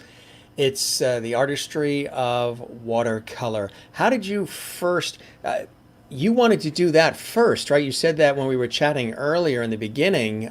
You actually were setting out to be an artist in that realm. And then all the acting, singing, the performing came sort of thereafter. But what was the inspiration to do watercolor? If I wasn't doing this, television, radio, everything that I do in my career, I studied architecture and design. And I still love all of that. And I still love mechanical drawing and all those things. So that's always there. The watercolor, you are expressing it in such a beautiful way. What were the first inspirations to do that so early on for you, Bill? Well, it started in 4th grade. I was asked to speak in my hometown about a year ago, and I just was raking my brain about when I started watercoloring, and I've traced it down to 4th grade being a very important year in my life. And I did my first watercolor. I copied two Russian girls from the cover of National Geographic. And I just had a natural feeling for watercolor. And I won a blue ribbon at the Scholastic Art Awards. And it was the first time that I kind of, felt appreciated and like I was special. And so I continued as an artist, as a painter through high school. I didn't sing in high school because I didn't get along with the music teacher. We kind of pushed each other's buttons. So I kind of stayed away from, because he gave me straight F's in conduct because I was always acting up. And so in high school, I said, I'm not going to be in choir because Mr. Grunke doesn't like me. And so anyway, yeah. What was I talking about? Watercoloring. And then I got to the fourth grade and watercoloring. I got to the city and, I told you I was trying to do opera. I was trying to do musical theater. I was trying to do makeup and getting nowhere fast. And I had a watercolor teacher who taught textile design in the Village over McNulty's Coffee on Christopher Street. And she said, you should look at textile design. I think you'd be a good textile designer. I says, no, I don't want to spread myself too thin. Well, then I got to a point where all my money was gone and I couldn't get arrested and my unemployment had run out. And so I called her and I said, I'd like to learn how to do textile design. I took her course, put together a portfolio. I landed a job as an apprentice designer at Concord Fabrics. And I was lucky enough that I did it for 3 years, 79 through 81. And I consider that my graduate school, really, because I studied down at HB Studios with Stephen Strimpell once a week, religiously, and voice for a little while every day with a fellow named Gene Boulard to put together a vocal technique, and got back into the business in 1981. So 79 to 81, I was out of the business. And the year I got out of show business or out of textiles, I won an award, the Tommy Award, given by the American Council of Prints, and for a seersucker tropical flower that I had designed. And that's my specialty, is flowers. And then I've just continued to paint. And this weekend happens to be a crazy time because I've been a part of Open Studios, Newburgh, New York Open Studios here in Orange County. And I've shown my work for 2 days at the Carriage House Gallery Garden Gallery, which was outdoors. And it was just great because, getting people to come out to galleries in COVID was challenging, but this one was outdoors and, it was kind of nice. And we had a girl playing the didgeridoo there, and lots of friends came out and bought paintings, and it was just great. And that's what it was. I remembered what it was. I need, most of my watercolors are male nudes. I painted every Tuesday night for 4 years down at the Leslie Lohman Gallery, which is a gay museum. And they have a sketch, and they hire a model, and you pay $15, and everyone, sketches the model. And I have a stack of paintings, and I want to sell them. And so I am looking for a gallery now that I've done my first show here in like Provincetown or Fire Island or in Palm Springs, someplace that, you need this for your bedroom or your bathroom or your hallway, this male nude. So I didn't find my target audience this weekend in Newburgh at Open Studios, but it was great to, show my work. Exhausting because I had this for too, and then computer problems on top of it. But my computer seems to be behaving, so that's good. It seems to, yeah. I guess your Mac. Were you stepping on it? Something. I guess it's interested in what I have to say, so it's kind of calming down, It's like, this is interesting. Yeah. Uh-huh. Well, I like your follow-up giggle. That was cool. Did you ever play Santa Claus? Or I did. I played Santa Claus a few times, and it's funny you mentioned that because I've been Zooming a lot and kind of joking about, what I would do if I needed extra money or wanted to have a career. And I thought, well, maybe I could be a Zoom Santa, and hire me like for $50 to come and like be a Santa in your Zoom meeting. And it was a joke, really. But then I thought, well, why not? I did get asked to sing at a memorial service in a Zoom service this fellow's favorite song was "If I Were a Rich Man," and Dale Hensley asked me to come and sing at his memorial, and that was very touching. I didn't know the fellow, but the family just appreciated it so much because it was this fellow's favorite song, and I thought, I really loved being a part of that memorial service in Zoom. It was great. That's very beautiful. There's things like that that have been happening and transpiring that none of us would have ever imagined in our lives, right? Absolutely. I consider it a big modulation. We're all modulating into the next level of what this business and what our careers and our lives are going to be. And the important thing is for us to stay hopeful. And I had kind of given up hope for a little while. And meeting you and preparing for this and meeting your audience and putting together this show of my watercolors, I put together 27 framed pieces, which is a lot. And it was a challenge, but it woke me up again. And I thank you for that, for waking up the hope in me again. My pleasure. That's what we love to do, and that's the type of person I am too. I'm always looking at the positive. I'm a Libra, so we're about balance and harmony. I'm not an extreme in any way. I like to bring the extremes together and find ways that we can get through life together. And I think, and we've said this many times on the show, I think that, the divine and Mother Nature and the planet Earth came together and said, I don't like the way things are going, so we're going to shake up 2020 and see how you guys operate. And if you're going to come together and rise from the ashes, perhaps more loving, empathetic, more creative, less divisive, less of all of that, and maybe go through the stuff we're going through, but come out of the other side better. Not going to return to any normal, because some of the normal was a little abnormal anyway. Right. We were social distancing because we had our heads in our cell phones and everybody was stuck on social media. So we were already social distancing, and now we were forced to have to for the purposes of our health concerns, and nobody likes it. So it's a real test of the way we were headed, and I don't think anybody really likes it. So I'm hoping that we come out of it. We will. We will. In a more empathetic, more connected way. Yeah. One of the things that does that is beautiful art like this. Oh, That's your work. that's my textile design that I designed for Concord Fabrics. And I got out of the business in 1981, and this won the Tommy Award, and it's given by the American Council of Prints. For this particular design that I designed in repeat, the anthuriums, and it's my favorite piece of fabric that I designed. I painted that on paper in a repeat pattern, which would go around a roller then to print on plain fabric. But that's what textile designers do. And then I saw in 81 that everything was going to Japan and everything was going to computers.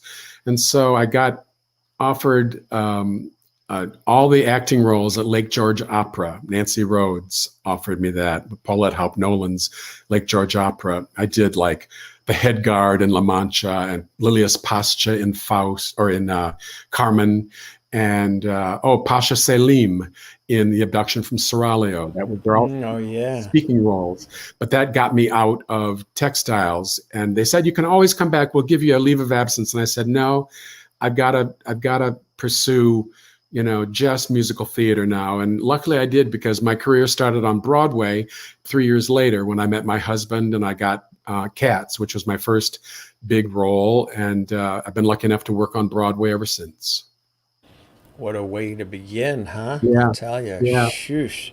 Really beautiful. That is absolutely beautiful. How long did that take you to create that textile, Bill? Well, interesting. I remember my director or my stylist came around with a little bitty picture of a shirt, a Hawaiian shirt that some man had on in a 50s magazine. And she said, that's the kind of, pattern I want you to do. So I sketched it out, and I would say that took a week. In the studio, 5 days from like 10 until 5 every day, painting in gouache and coming up with my own style. And I had to design it and repeat, meaning every 15 inches, I had to repeat the same motif so that when it went with the roller, it would print. And then I had to design half drop and over, halfway, 7.5 inches, about halfway down, I had to design the repeat. And so, yeah, it took me about a week probably to do that. And we knew right away that it was a winner. Very beautiful. Yeah, I don't Yeah, know. yeah. I see these things and I don't know how they came out of me, but they did. They did. I know. Sometimes we're surprised You by our are. gifts and our talents. Here's Yeah. another one. This is probably my favorite watercolor that I've ever done. It's called Green Apple. It is owned by my dear friend Alan Beck, who lives in Palm Springs. We knew each other from Toledo, Ohio. And I did a Patricia Beligi workshop. I love going off and studying with teachers. I've studied with Mel Staben, Tony Connors, Tony Couch, um, yeah, a lot of teachers, and it usually inspires me. And this was a teacher named Patricia Beligi, and she set up this still life and kind of explained how to approach it. And this came out of me, and it was like that the apple, we did the background first. I masked out with masking fluid and actually masking tape the jug and the apples and the table, and did the background first, and then pulled all that masking off and started with the jug. And the jug just kind of, it just happened. It was like my eye was like seeing the color and the edges and the soft edges and the hard edges. And then I got to the red apple and then the green apple. I don't know where I got those colors, but they just captured the green apple so perfectly. And I'm so glad that my friend Alan bought it, because he's family and it's sort of still in the family. This one's called Green Apple. Very, very beautiful. I love the shadowing too, the little elements of shadowing that you have there, so you can see it from the apples. And Patricia kept saying, you know, it's wrong. The shadows shouldn't be coming this way because the light is coming from the right and the shadows should be going off to the left, like in the jug. But I just put the shadows coming forward, and she says, I like it. You know, it's wrong, but I really like it. So it kind of adds, I think I thought the tabletop was just going to be too boring, but you can see the shadows coming from the green apple behind the red apple. Those are the real shadows. But then those shadows coming to the front are not really there. I guess I wanted to break up the tabletop, and it adds to the mystery, and it's a bit of surprise in it that I like. there are times in life when wrong is right and right is wrong. You got it. You just got to go with it, you know? This I did in a Mel Staben workshop. This That's is really beautiful. Mount Julian. I sold that for Broadway Cares at the flea market one year. I can't remember who bought it, but that was, every painting that I do takes 2 hours. This took 2 hours. The green apple took 2 hours. You don't want to overwork things, and you want to get it the first time, alla prima, the first time you do it. So you make very bold choices, and you know, people can't believe that it only took 2 hours. But if you start working longer than 2 hours, it gets real fussy. And I can't believe it. It's only 2 hours. yeah, Wow. yeah, all these things I like to do in 2 hours. And do you have to be in a room that's of a certain temperature so it holds and everything, doesn't become too runny? These are plein air. These are out in, a field next to this house. Oh, wow. And I had an easel. I have a whole plein air setup with a backpack and all my watercolors. And I'm actually going on Wednesday up to Vermont to study with another teacher, Tony Van Hasselt, who is a famous watercolor teacher that I've always wanted to study with. And so we're going to be staying in cabins up at Lake Willoughby in northern Vermont and doing a workshop with Tony Van Hasselt. And I'm going to stop and see my friend Cass Morgan, who I did Children of Eden with, on the way. She lives in Vermont now.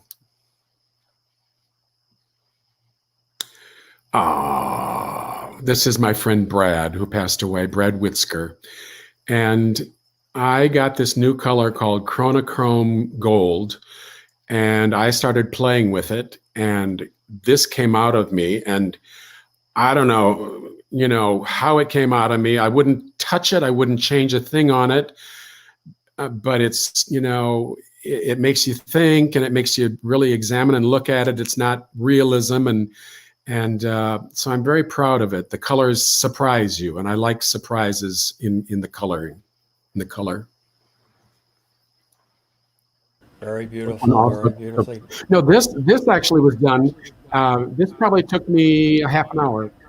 down at the Leslie Lohman Gallery. This was from the sketch every Tuesday night for 3 hours down at the Leslie Lohman Gallery. We did portraits every once in a while, and this kind of just happened, you know. And then I named it Brad after my friend. This is Casey. And this is a contour line drawing. Anybody that's been a painter knows what a contour line is. You kind of follow the line. You don't look at your hand, and you look at the line of the subject. And I took my paintbrush and I pushed a color around, and then I would change and let that color bleed into green, and then let that color bleed into yellow. But that's all done with a paintbrush here. And that's from my textile training, was able to get that constant line width.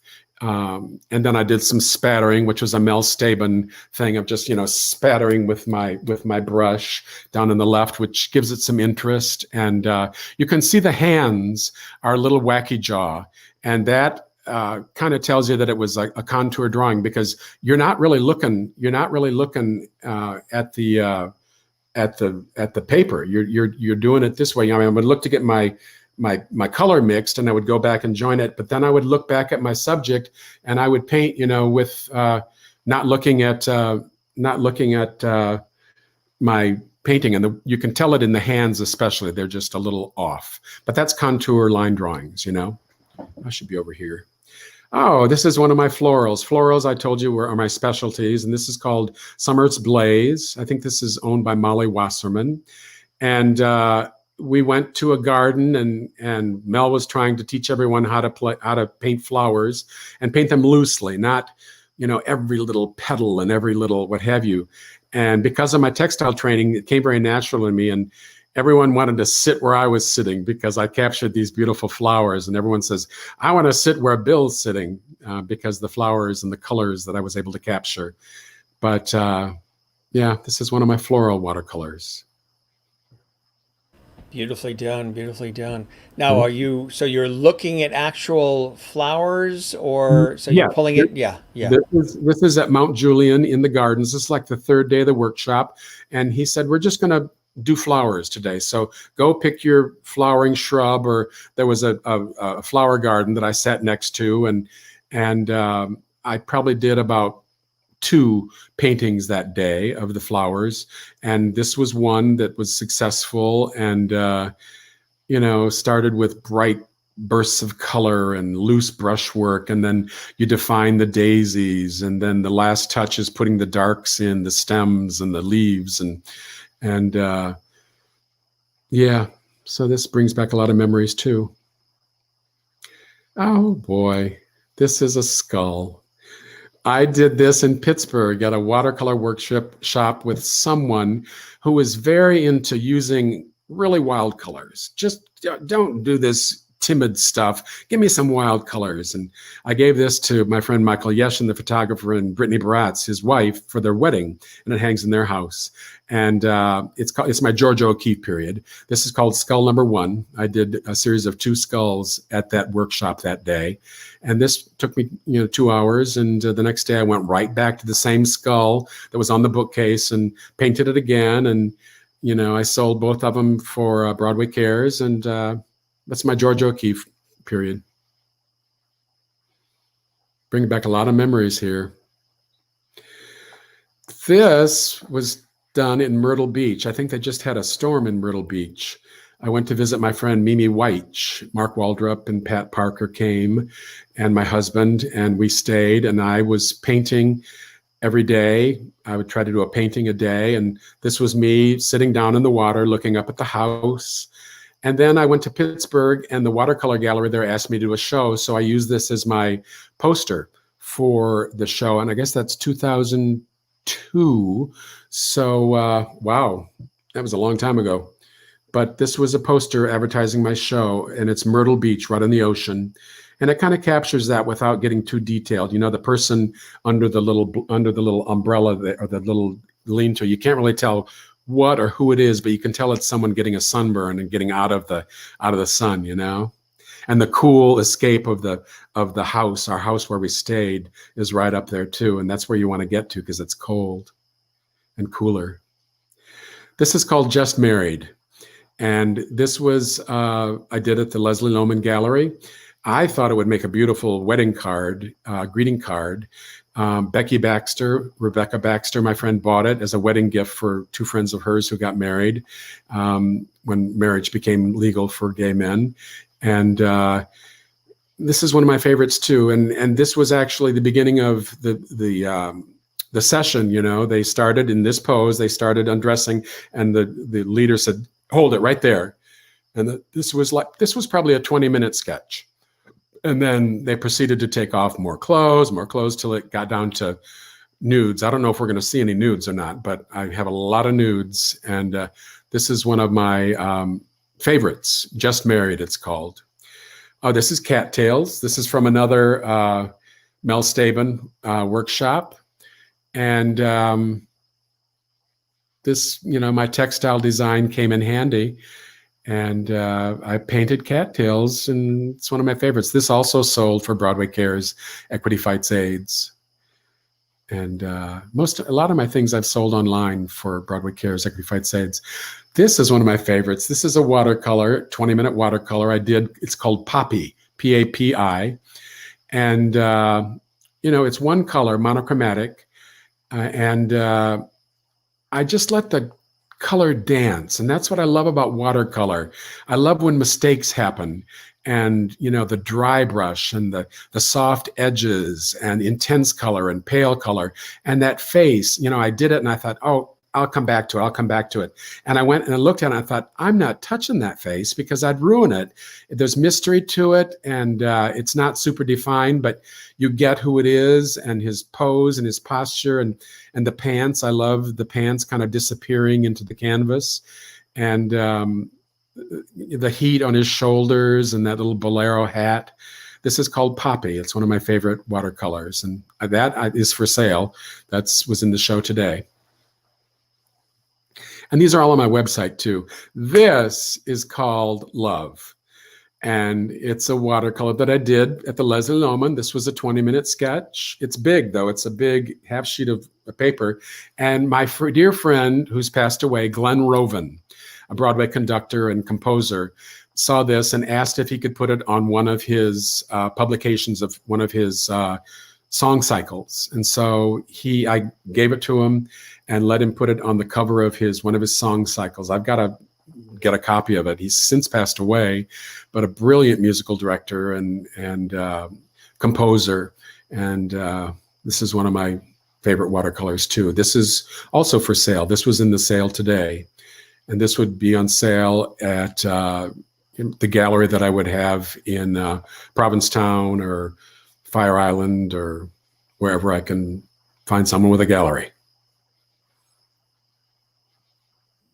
So, I mean, the joy that doing watercolors brings you is a different kind of joy than what you do with the performance. There's a lot of similarities. It is bringing joy to other people's lives. It is inspiring. It's expressing yourself, and you're doing that in all of the art forms that you're a master at and have been all these years, Bill. But how would you differ, maybe deduce the difference between what's happening inside you when you're doing these incredible watercolors and when you're on stage taking on a role?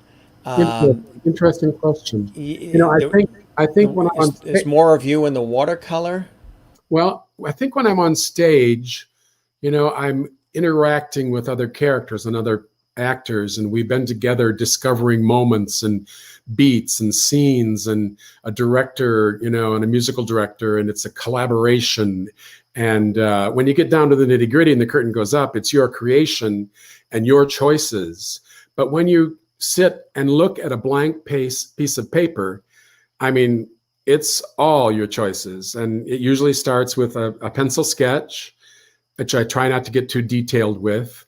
And then, you know, I try to pick colors that are surprising. You know, I try to get out of my comfort zone with the colors. And, you know, I pick complementary colors because they dance when they're together, orange and blue and red and green. And there's some design rules that I do. But I think probably when I'm painting, it's a little more intimidating, and I'm having trouble getting back to painting. That's why I'm taking this workshop. I hope to start painting every day, because there have been periods where I said, you're going to sit down and you're going to do a painting every day. And I have, but I haven't painted, in maybe 6 months. And that bothers me that, I haven't. That's why this show has kind of given me a lift, and people enjoying my work and buying my work makes me feel like, yeah, I am a good artist and people like my work and I need to paint more. So hopefully after this week up in Vermont, I'll have some more pieces to add to my repertoire.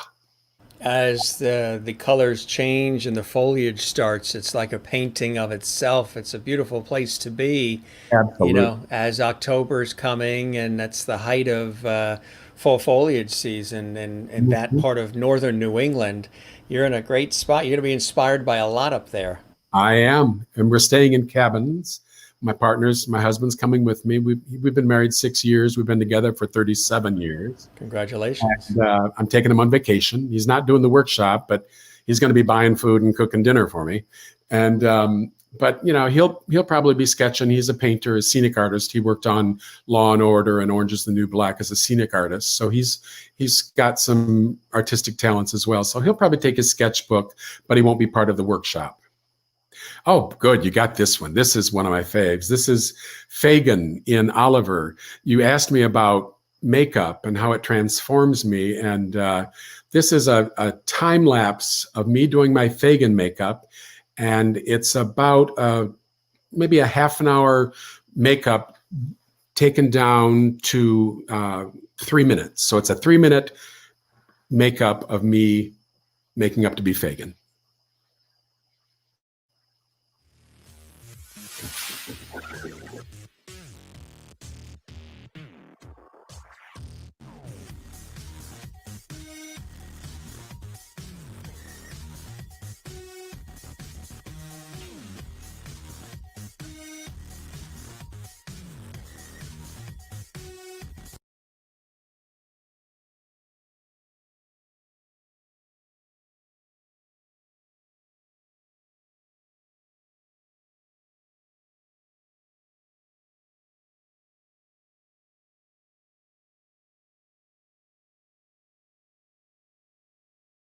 Jim, is that on your end or is that on my end?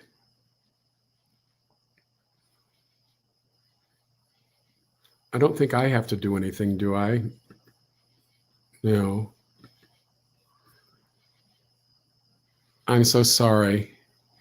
This usually doesn't happen. Anyway, once again, I can't hear you. Did I unmute you? Did I mute you again? No. Now I can hear Oh, you. yeah, no. It's the source where we're pulling it from. Maybe there's some traffic there or Yeah, something. But it's on my website, and if you were intrigued, it goes on for about 2 more minutes, and by the end of it, I am pagan with hair pieces. I put my nose on, I make it look real. I put my hair pieces on and put my hat on, and I am transformed. By the end of it, I am pagan. I apologize for that. no. We're just trying to get it set up here because we want to. That was a very. I saw it earlier and I thought it was really, really cool. So I want to make sure that we can get And that all you set see a little up. bit of Kevin Ligon in the background. He was Mr. Bumble, and Let's see if we can share that. Let's see. Here it comes. Here it comes. Give it another shot. There it is. Geyer, we love you too.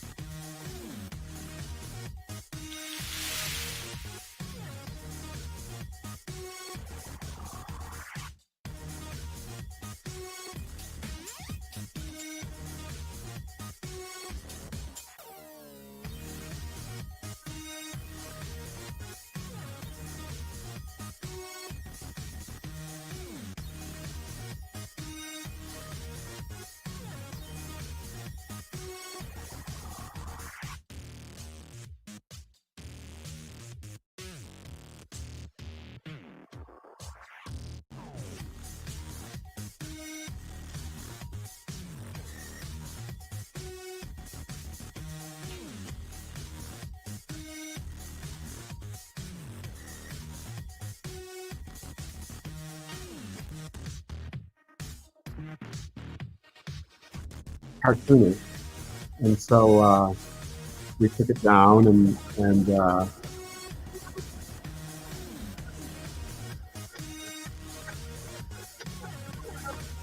now I'm going to start putting my hair pieces on.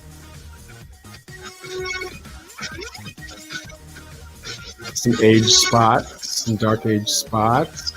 There's my mustache is coming now. Testing it to see if the beard gum is tacky, and it is. And I press it in. Eyebrows, nose, and mustache are on. I've got some, there's my beard. I hold it on with elastic and 2 bobby pins in it. My wig, which I hold on with 2 bobby pins on my temples and 1 in the top of my hair. And there's the character.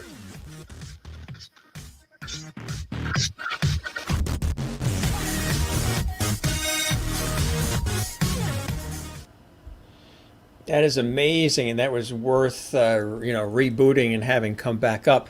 I think people will probably be very surprised too of you doing your own makeup and getting up. They probably assume that there's a team of people that are doing it for you in these different roles and positions. Sometimes there are. I think like in some Disney shows, people do have, a makeup artist that does your makeup. But if you have a natural hand for it, it's a challenge, and they go, do it, go. And then they give you notes and say, you're a little bit too red, you need to powder, or your eyes are disappearing. And so they give you direction. But some people don't have a natural hand with makeup. So they need help. And there is a makeup department usually, and hair. And so some people do get help. I would imagine too. There's times when maybe somebody didn't show up, or they're shorthanded, or you've been able to help out doing makeup for others in a clip, huh? Absolutely. Lake George Opera. That's when I got my first offer to do makeup with the Canadian Opera and Juilliard and everything. I was in the chorus, and the chorus people were having a really hard time doing their makeup, so I volunteered to do the makeup for all the chorus, the female and the male, the Oriental eyes and the geisha girl makeup. And from that, I got an offer to come up to Canada and learn how to do hair and do my makeup. And that was a gift too. Merlin, who's in Canada, actually asks this question here. And if everybody has a question, you can shoot a question to us on YouTube and Facebook. Do you need continuity in your makeup for every show? Meaning, does my makeup change as the show goes on? No, I usually find my character in dress rehearsal or in rehearsals, and with the director and who's ever out front visually will tell me, is my makeup reading? Is my nose too big? Which Karen did. She said it's too big 3 times. We cut it down. And but once I set it, it pretty much stays unless I'm given direction to change it. So that continuity is there. Yeah. When you look at the roles you've played, do you still have some dream roles out there that you would love to have an opportunity to play? Characters Well, you and asked me that performances? before, and the only one Yeah, that comes to mind is Edna in Hairspray, just that because was you mentioned. Yeah. I love playing doing drag, and love RuPaul's Drag Race. And I've had an audition for it several times, but the people that they cast are much more perfect for it than me. So, and they're friends of mine, so I don't begrudge that. But that's a role that I think I'd like the challenge of putting it together. And Mark Shaman is now a friend of mine. He lives on the lake, and so I'm gonna, bend his arm if he can get me an Edna. Uh, and I'm trying to think if there's any other roles. Nothing that you wish you had been picked for, or that you had said yes to and didn't or couldn't? No, not really. Like I said, Tony and Tevye and the Pirate King. I mean, I've had a wonderful career with wonderful characters to create. And, I'm a character actor and I make choices. And sometimes I go in and I try to audition and I try to just be honest and present. And sometimes people can't really understand that I'm a character actor, that I'm going to be, they think that Bill Nolte here is going to be, Fagin. But it's like, they got to realize that I make choices and they come with rehearsals and my research and what have you. But I do, you learn how to audition. I took a fabulous audition class with Sarah Louise Lazarus and Alex Rybeck, best in the business. And I learned how to audition with them. And also a comedy. Comedy is always good. If you can get them to laugh, you're in like Flint.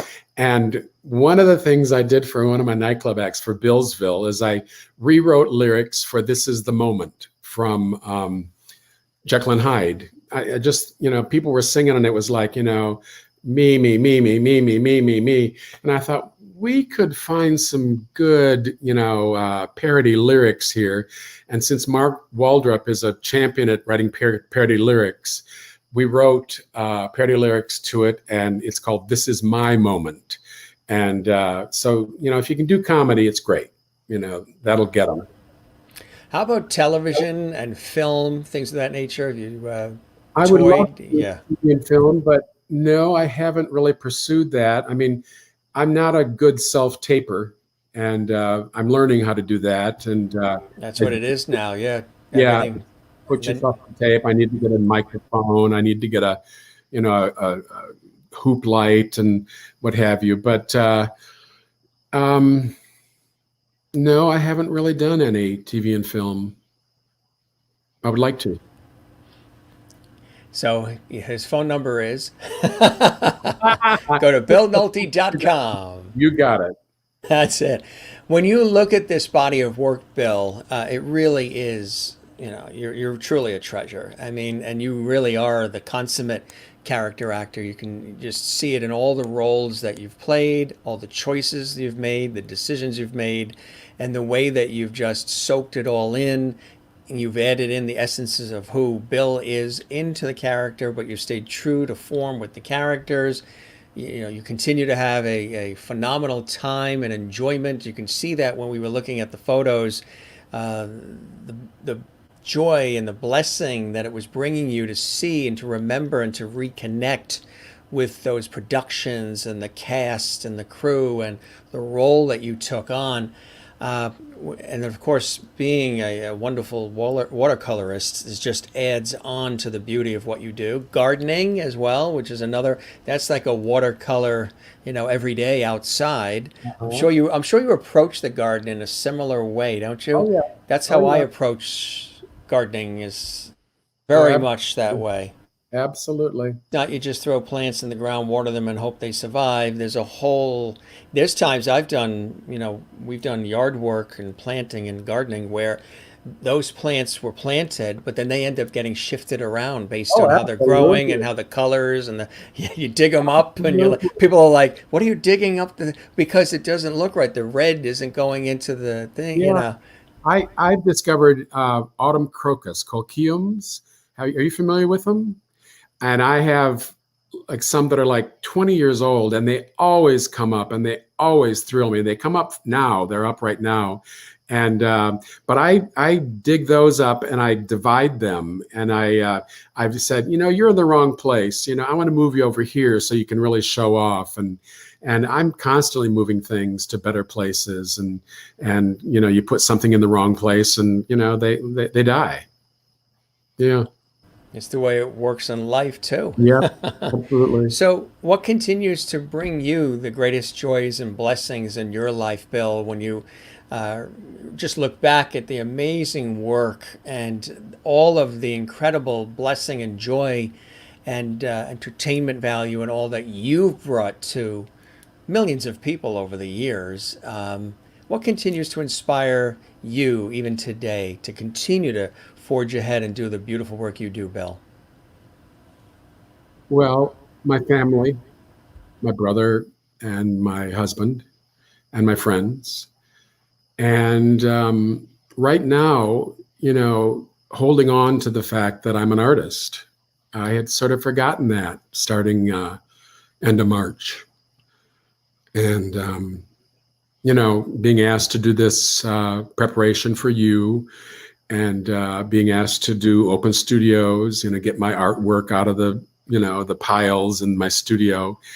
And it's kind of renewed me and given me a new hope. And it's like, you can't give up. And I think I had sort of given up. And I discovered hope again. And, we all got to be hopeful in this time. It's easy to lose hope. But, I'm going to continue painting. I want to try to commit to painting more. And I hope to do theater again. Who knows what theater is going to morph into? And, I'm getting to be an age where the old men, there's an old man in every show. So I have dreams to do more theater. And I had kind of given up those dreams. And you can't give up your dreams. You got to keep your dreams alive and have hope. It's amazing how many people that I've chatted with on this series who are from, they're musicians, they're singers, artists, actors, performers, who are saying the same thing in certain areas where they were giving up hope because of the desire and need to be fed by the energy of the audience and not having that. Some of them have even said, well, in the beginning, okay, all right, we were going through all of this, pulling together, but now, 6 months later, it's starting to kick in that there still is this lack of real people right in front of you that you can hug and that you can dine with and that you can do and feed off their energy and hear the claps and the laughter and the where they're right there. You see the facial expressions. Absolutely. Well, every cast is your family. So I have so many families, and I miss, creating new families and meeting new friends and revisiting, old families and keeping in touch. And thank God for Facebook, because I can keep in touch with people on Facebook, and I get inspired by my friends on Facebook. And I'm not so much an Instagram person. I was for a little while, but I decided that I was spending too much time on Facebook and Instagram, so I gave up Facebook. But I might pick it up again because I understand it's the way to go. But, what inspires me? Well, right now, nature inspires me. A beautiful tree inspires me. The colors of fall, I'm sure, will inspire my paintings next week. Good acting in films inspires me. And truth in acting inspires me. It makes me want to act and be honest with my choices and listen to the script. The script is the most important thing. The words are there for a reason, and you can't make them up. You can't change them. The author knows what he's doing. And if you can bring some insight to the script and the words and the lyrics, you're ahead of the game.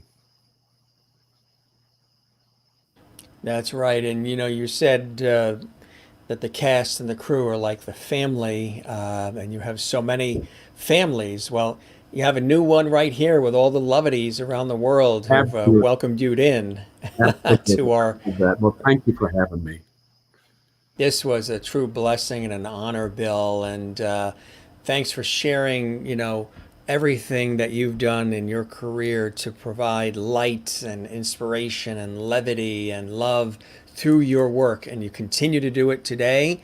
You've done it for decades. And the expansion of the watercolor artistry. I mean, the fact that, all of these things that we do, these are difficult, extremely difficult, demanding, challenging, uncharted businesses in so many different ways. And you are a survivor. You're resilient. You don't give up. You pick yourself up when you're down, and you go out there and you do it again and again and again. And everything that you do, again, as I said earlier, has that similar theme, including your artwork, of bringing beauty and joy and blessing and inspiration to everybody else in the world. And that is a true testament to your character to who you are and the blessings that you know you have that you share with everybody else. So it's absolutely, a pleasure to have you here, and I hope this met your expectations and you enjoyed your time with Absolutely. me as I have with you. I had a ball, and I was so exhausted today, and the computer exhausted me even further. But it started, behaving, and it's been a joy. And I love the welcome and the comments, and I can't wait. And if you can go to my website, drop me an email on my website, and I'll be back here, and I'll watch for you all too. And it was a You're, pleasure meeting you, Jim. Thank you for having me, and thank you, Ralph, for thinking of me. well, I hope that you felt this a warm and comfortable place. People are saying with this series that we've done now 20 weeks, almost 150 episodes, is I'm sort of bringing back the lost art of conversation, and that's exactly one of the aims, uh, including being inspiring and entertaining at the same time, that I have for this series is bringing back that lost art of real good, not quick headlines and quick show a few pictures and move on. Okay, that was Bill and nice Bill, but really getting into a good conversation, levity, inspiration, deep conversations, information, education, the whole kit and caboodle. And I hope that came through for you tonight. It did. Well, that's what intrigued me about you asking me to come, and Ralph saying, don't give him the ordinary. He can go to your website and see the same old pictures and what have you. Look around for some new things, some obscure things, and things that you have memories with, and some dish. And so preparing that this week for you was a challenge, because I got to relive it again. And thank you for that, because I got to relive these things, and sort of my hope and my artistry was sort of reborn, thanks to you, and preparing for you and the Lovities. It brings back, I'm sure, a lot of emotion too when you look back at it all, doesn't it? Yes, it does. Yes, it does. So much love. Speaking of that, I just wanted to show you some of the comments here. Renee and Iowa, thanks for being on the show tonight. Juanita in South Africa, thanks, Bill, for sharing your amazing talents. Kathleen Walker, great artwork. Where can we see more? BillNolte.com. Thanks for sharing with us. Merlin in Canada, welcome to Lovity Hall, Bill. You're now officially a Lovity. Thanks, Bill, for sharing your stories, especially hearing of your artwork. I enjoyed all the photos and clips as well. You are definitely multi-talented, versatile, Bill. There is so much passion and love you have to share through the arts. And I think all of that through our conversation and through everything that we've shared tonight, Bill, truly proves that. And you are welcome back to our show at any time. It was really, really a pleasure. And I wish you nothing but blessings and good health and continued creative opportunities for you, because it was really cool having you on the show, my friend.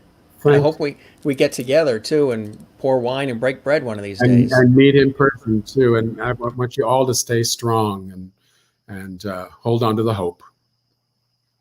Beautiful way to wrap. Thank you very much. You enjoy the lake house. You enjoy the workshops up in Vermont. That's going to be beautiful. You lucky stiff. You're I will. very lucky. I'll share some of those with you later on, maybe. That'll be perfect. Have a good night, Bill. Thanks for being with us on the Good show. night, everyone. We really appreciate it. Could you imagine we've chatted for 2 hours and 15 minutes? Oh no, we have. We have. Everybody says that. They're like, boy, it doesn't feel like it, I thought maybe an hour. But wow, that's great. Well, that's, time flies when you're having fun. And I had fun. Thank you. Thank you, Mr. Bill. You are a great artist. Bless you. From Danilo in San Diego. I love it. Take care, Bill. All right. Blessings to you, and we'll chat again soon. And I wish I could just leave you on so we could see you destroy the MacBook Pro. Yeah. Yeah, I want to see the eyes pop out for that. Yeah. I think I realized when it heard the threats, it decided to Better behave. back off, right? I think I've got to update something, like maybe my Catalina or whatever that is, and I'm going to call them tomorrow. But thanks for working with me, and My pleasure. And I hope you weren't disappointed. Not at all. Not Good. at all. It was fantastic. You take care, Bill, and we'll chat again soon, okay? Stay strong. But you too. Bye bye now.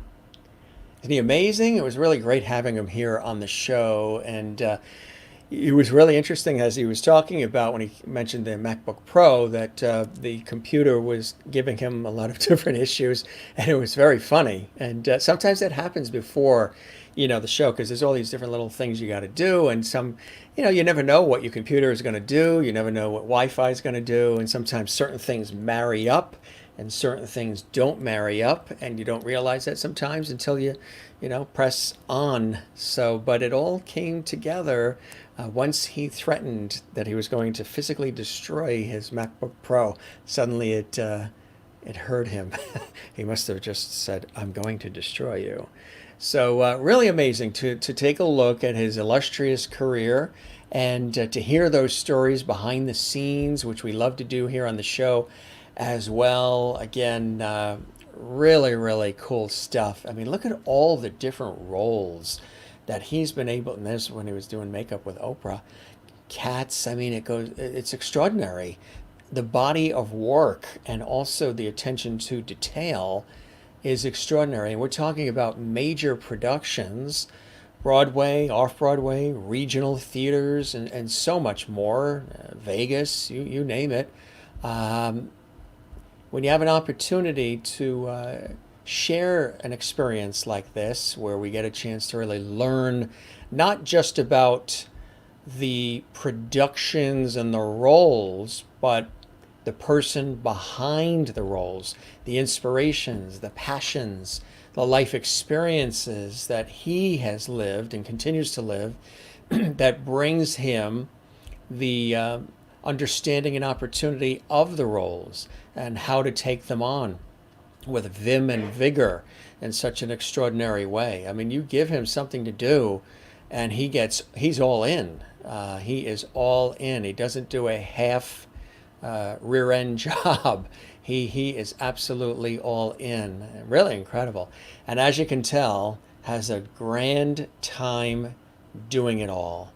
I mean, every character you feel is a real person that is that character that actually, is existing. That's the face he gave the MacBook Pro. He said, "Are you kidding me? I'm on live. Don't even think about it." And the MacBook Pro shaped up.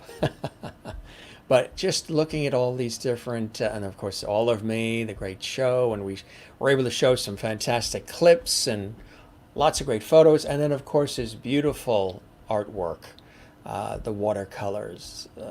He's very, very skilled at this. Very, very talented. And these are just some of them. We just wanted to give you a little sample of some of his extraordinary work. And I love the stories. And I know a lot of you commented, didn't you love his reactions, his giggle? That's a really cool one, too. And there he is. We thank very much our very special guest, Broadway legend, actually. Broadway legend, actor, singing, acting coach as well. Coaches others, shows others how to do it. And watercolorist Bill Nolte, truly a national treasure. Everybody loved his reactions, his facial reactions, but also the little giggle or the, "Oh, that photo. Oh, that photo." Just really, really cool stuff. And all natural, too. All natural. So loved it. Loved having an opportunity to share all of this with you guys. And Crystal Ray watching. And Michael from British Columbia, Canada, just back from 1-month holiday, enjoying today's program, and happy belated birthday, Jim. Thank you very much. I appreciate that. Appreciate that very, very much. Danilo, San Diego. Good night, all lovelies, and take care. Take most of it, Mr. Lovely. Ciao. Thank you very much. Really cool stuff. And I agree. Danilo also adds as a blessing as well. Merlin asked about television. No, not television, but still, that is something that absolutely he can do, as well as film and so much more. As I said, versatile is Renaissance man, versatile. All these words are apropos for Bill Nolte. And if you were familiar with his work, what's great about this series is now you know the guy, you know the man behind the work. It wasn't just talking about the work. it was talking about, the human being who comes to the table to take on and deliver the work, whether it's the watercolors or it's acting and singing and all the performance. So even if you just learned about Bill Nolte for the first time, you're like, that was him? Oh, I didn't realize that was him. Wow, he did that. Now you know. Now you know. And that's one of the brilliant things about our show. Tomorrow, dear friend Michael Longoria is going to be here, another Broadway star, Jersey Boys, and also the Midtown Men, which was on public television and known each other for a good long time. He's coming on as our special guest tomorrow. He's also going to perform live. That's right. Brilliant actor, singer, dancer, performer, Michael Longoria tomorrow here on the show. And then on Tuesday, brilliant international director, BBC producer of multiple award-winning films, television, documentaries. This is Fanaya Williams, and she's going to be live from London on Tuesday. That's going to be fantastic. And then on Wednesday, Marlene Angelides. Marlene, Greek pop star turned U.S. rocker. She's a brilliant singer, actress, performer. She's going to perform live for us as well. She's here on Wednesday. Next Saturday, live from Ireland. I know a lot of you people are very excited. Very, very popular Irish singer, songwriter, and lyric tenor, Irish pop star. George Hutton is going to be here. That is Saturday, October 3rd, live, 7 p.m. Eastern, 4 p.m. Pacific. And then also coming up, we are booked with guests, believe it or not, every single night, all the way till it's about mid-November now. But within that fabulous mix, Melissa Manchester is going to be joining us here on the show as well. Of course, Don't Cry Out Loud and so many other, theme from Ice Castles.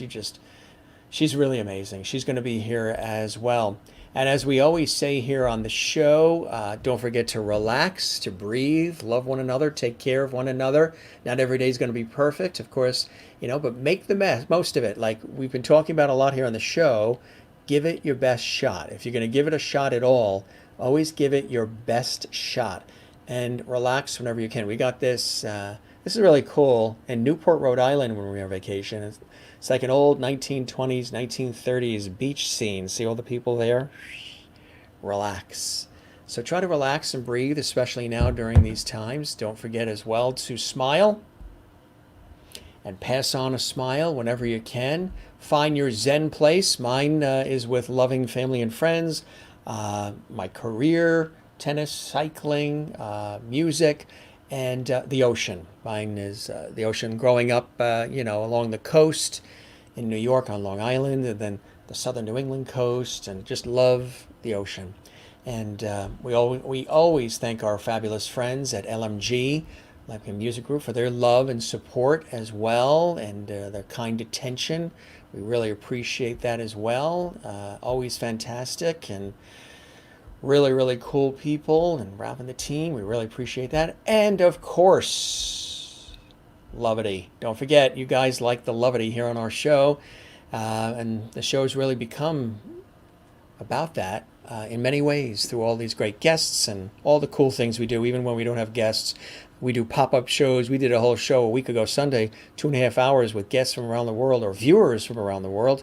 We talked about food with recipes and all kinds of cool stuff. Great comments coming in here. Thank you very much. We appreciate that, Kathleen. So happy that you guys enjoy the series. Believe it or not, we are here every single night, 7 p.m. Eastern, 4 p.m. Pacific, live. Big undertaking as I balance it with all my professional work in television and radio, which has gotten even more busy lately. But loving it, and it's always a blessing when we have an opportunity to do this. May the good Lord bless and keep us all lovely, safe and sound. That is beautifully said. Danilo in San Diego, California. Marilyn in Wichita, Kansas. Good night all. Great night. Thanks. Absolutely, Marilyn. We'll see you tomorrow night with Michael Longoria. Night all. Night all, lovelies. And Jim, you as well. Marilyn in Canada, South Africa. Good night, everyone. Thanks, Jim, for another entertaining show. My pleasure. Kathleen Walker in New York City. Good night, Jim. Have a great night. Bye all. You as well. Christine Clifton. Bill really has been in many major Broadway shows. What a fantastic career he's had so far. We'll be looking back at some playbills and may have seen him in a Broadway show or two. I'm sure you have.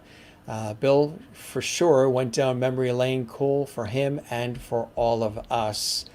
I agree, and I love doing that on the show. Francis, good night, everyone. It's been storming where you are. Yeah, there are storms around. May the good Lord bless. I love that as well. And smiles from Kathleen Walker. Gang, this is your host, Jim Masters, thanking you for your time this time. Till next time, we really appreciate all the love and all the support and sharing the links and liking and subscribing the YouTube channel there, Jim Masters TV. You can find me on YouTube, Facebook, Instagram, Twitter, Periscope, and Twitch. My God, we got to keep up with all these things. You can find me on all those things at Jim Masters TV. Don't forget to subscribe to the YouTube channel, because on October 1st, Facebook isn't going to allow music of any kind anywhere on Facebook by anyone. So for the guests that we have that have music, musicians, singers, performers like that, we're going to be doing it exclusively on YouTube, Periscope, and Twitch at Jim Masters TV. All right? So we just want you to know that. So that's why a lot of people are going over to the YouTube channel, Jim Masters TV, and making sure you click the subscribe button and the notification bell so you don't miss anything, because we don't want you to miss out on anything.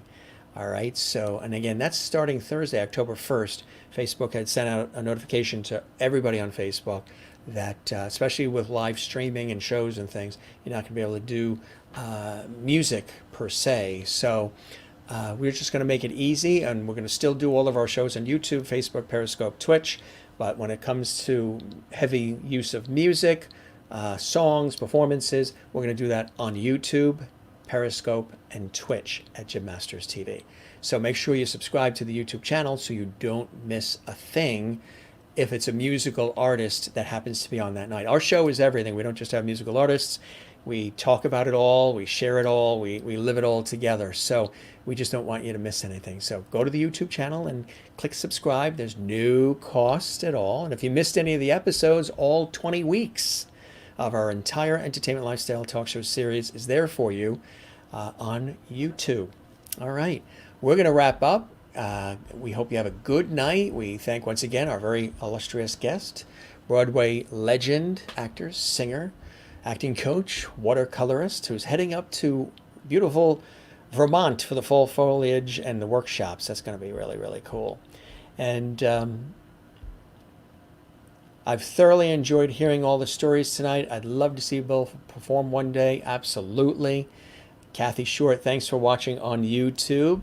Claudia Bartow, good night, Jim. Hopefully I'll be able to watch more of the next show. I'm camping and there's a windstorm. Wow, you be safe, Claudia. You be safe.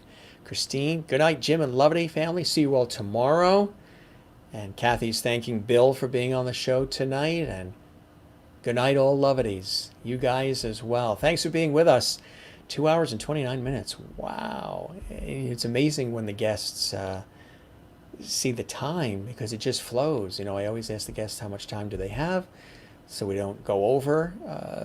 And I tell them it's conversational, and we just let it flow. We let it flow. No teleprompter, no scripts, no written questions. We just have a good conversation here and lots of levity. All right, gang, signing off. Your host here, Jim Masters. We thank you for all the time today. Thanks for all of the continued support and chatting about the show and sharing the links and telling everybody about our series. So we're continuing to grow and expand. And with you guys out there, we're going to continue forward. All right, you have a good night or a good day if you're just starting your day in Australia and New Zealand. And we shall see you tomorrow. That's Monday, 7 p.m. Eastern, 4 p.m. Pacific on YouTube, Facebook, Periscope, and Twitch at Jim Masters TV. Have a good night. Thanks for being with us. It was great. Take care.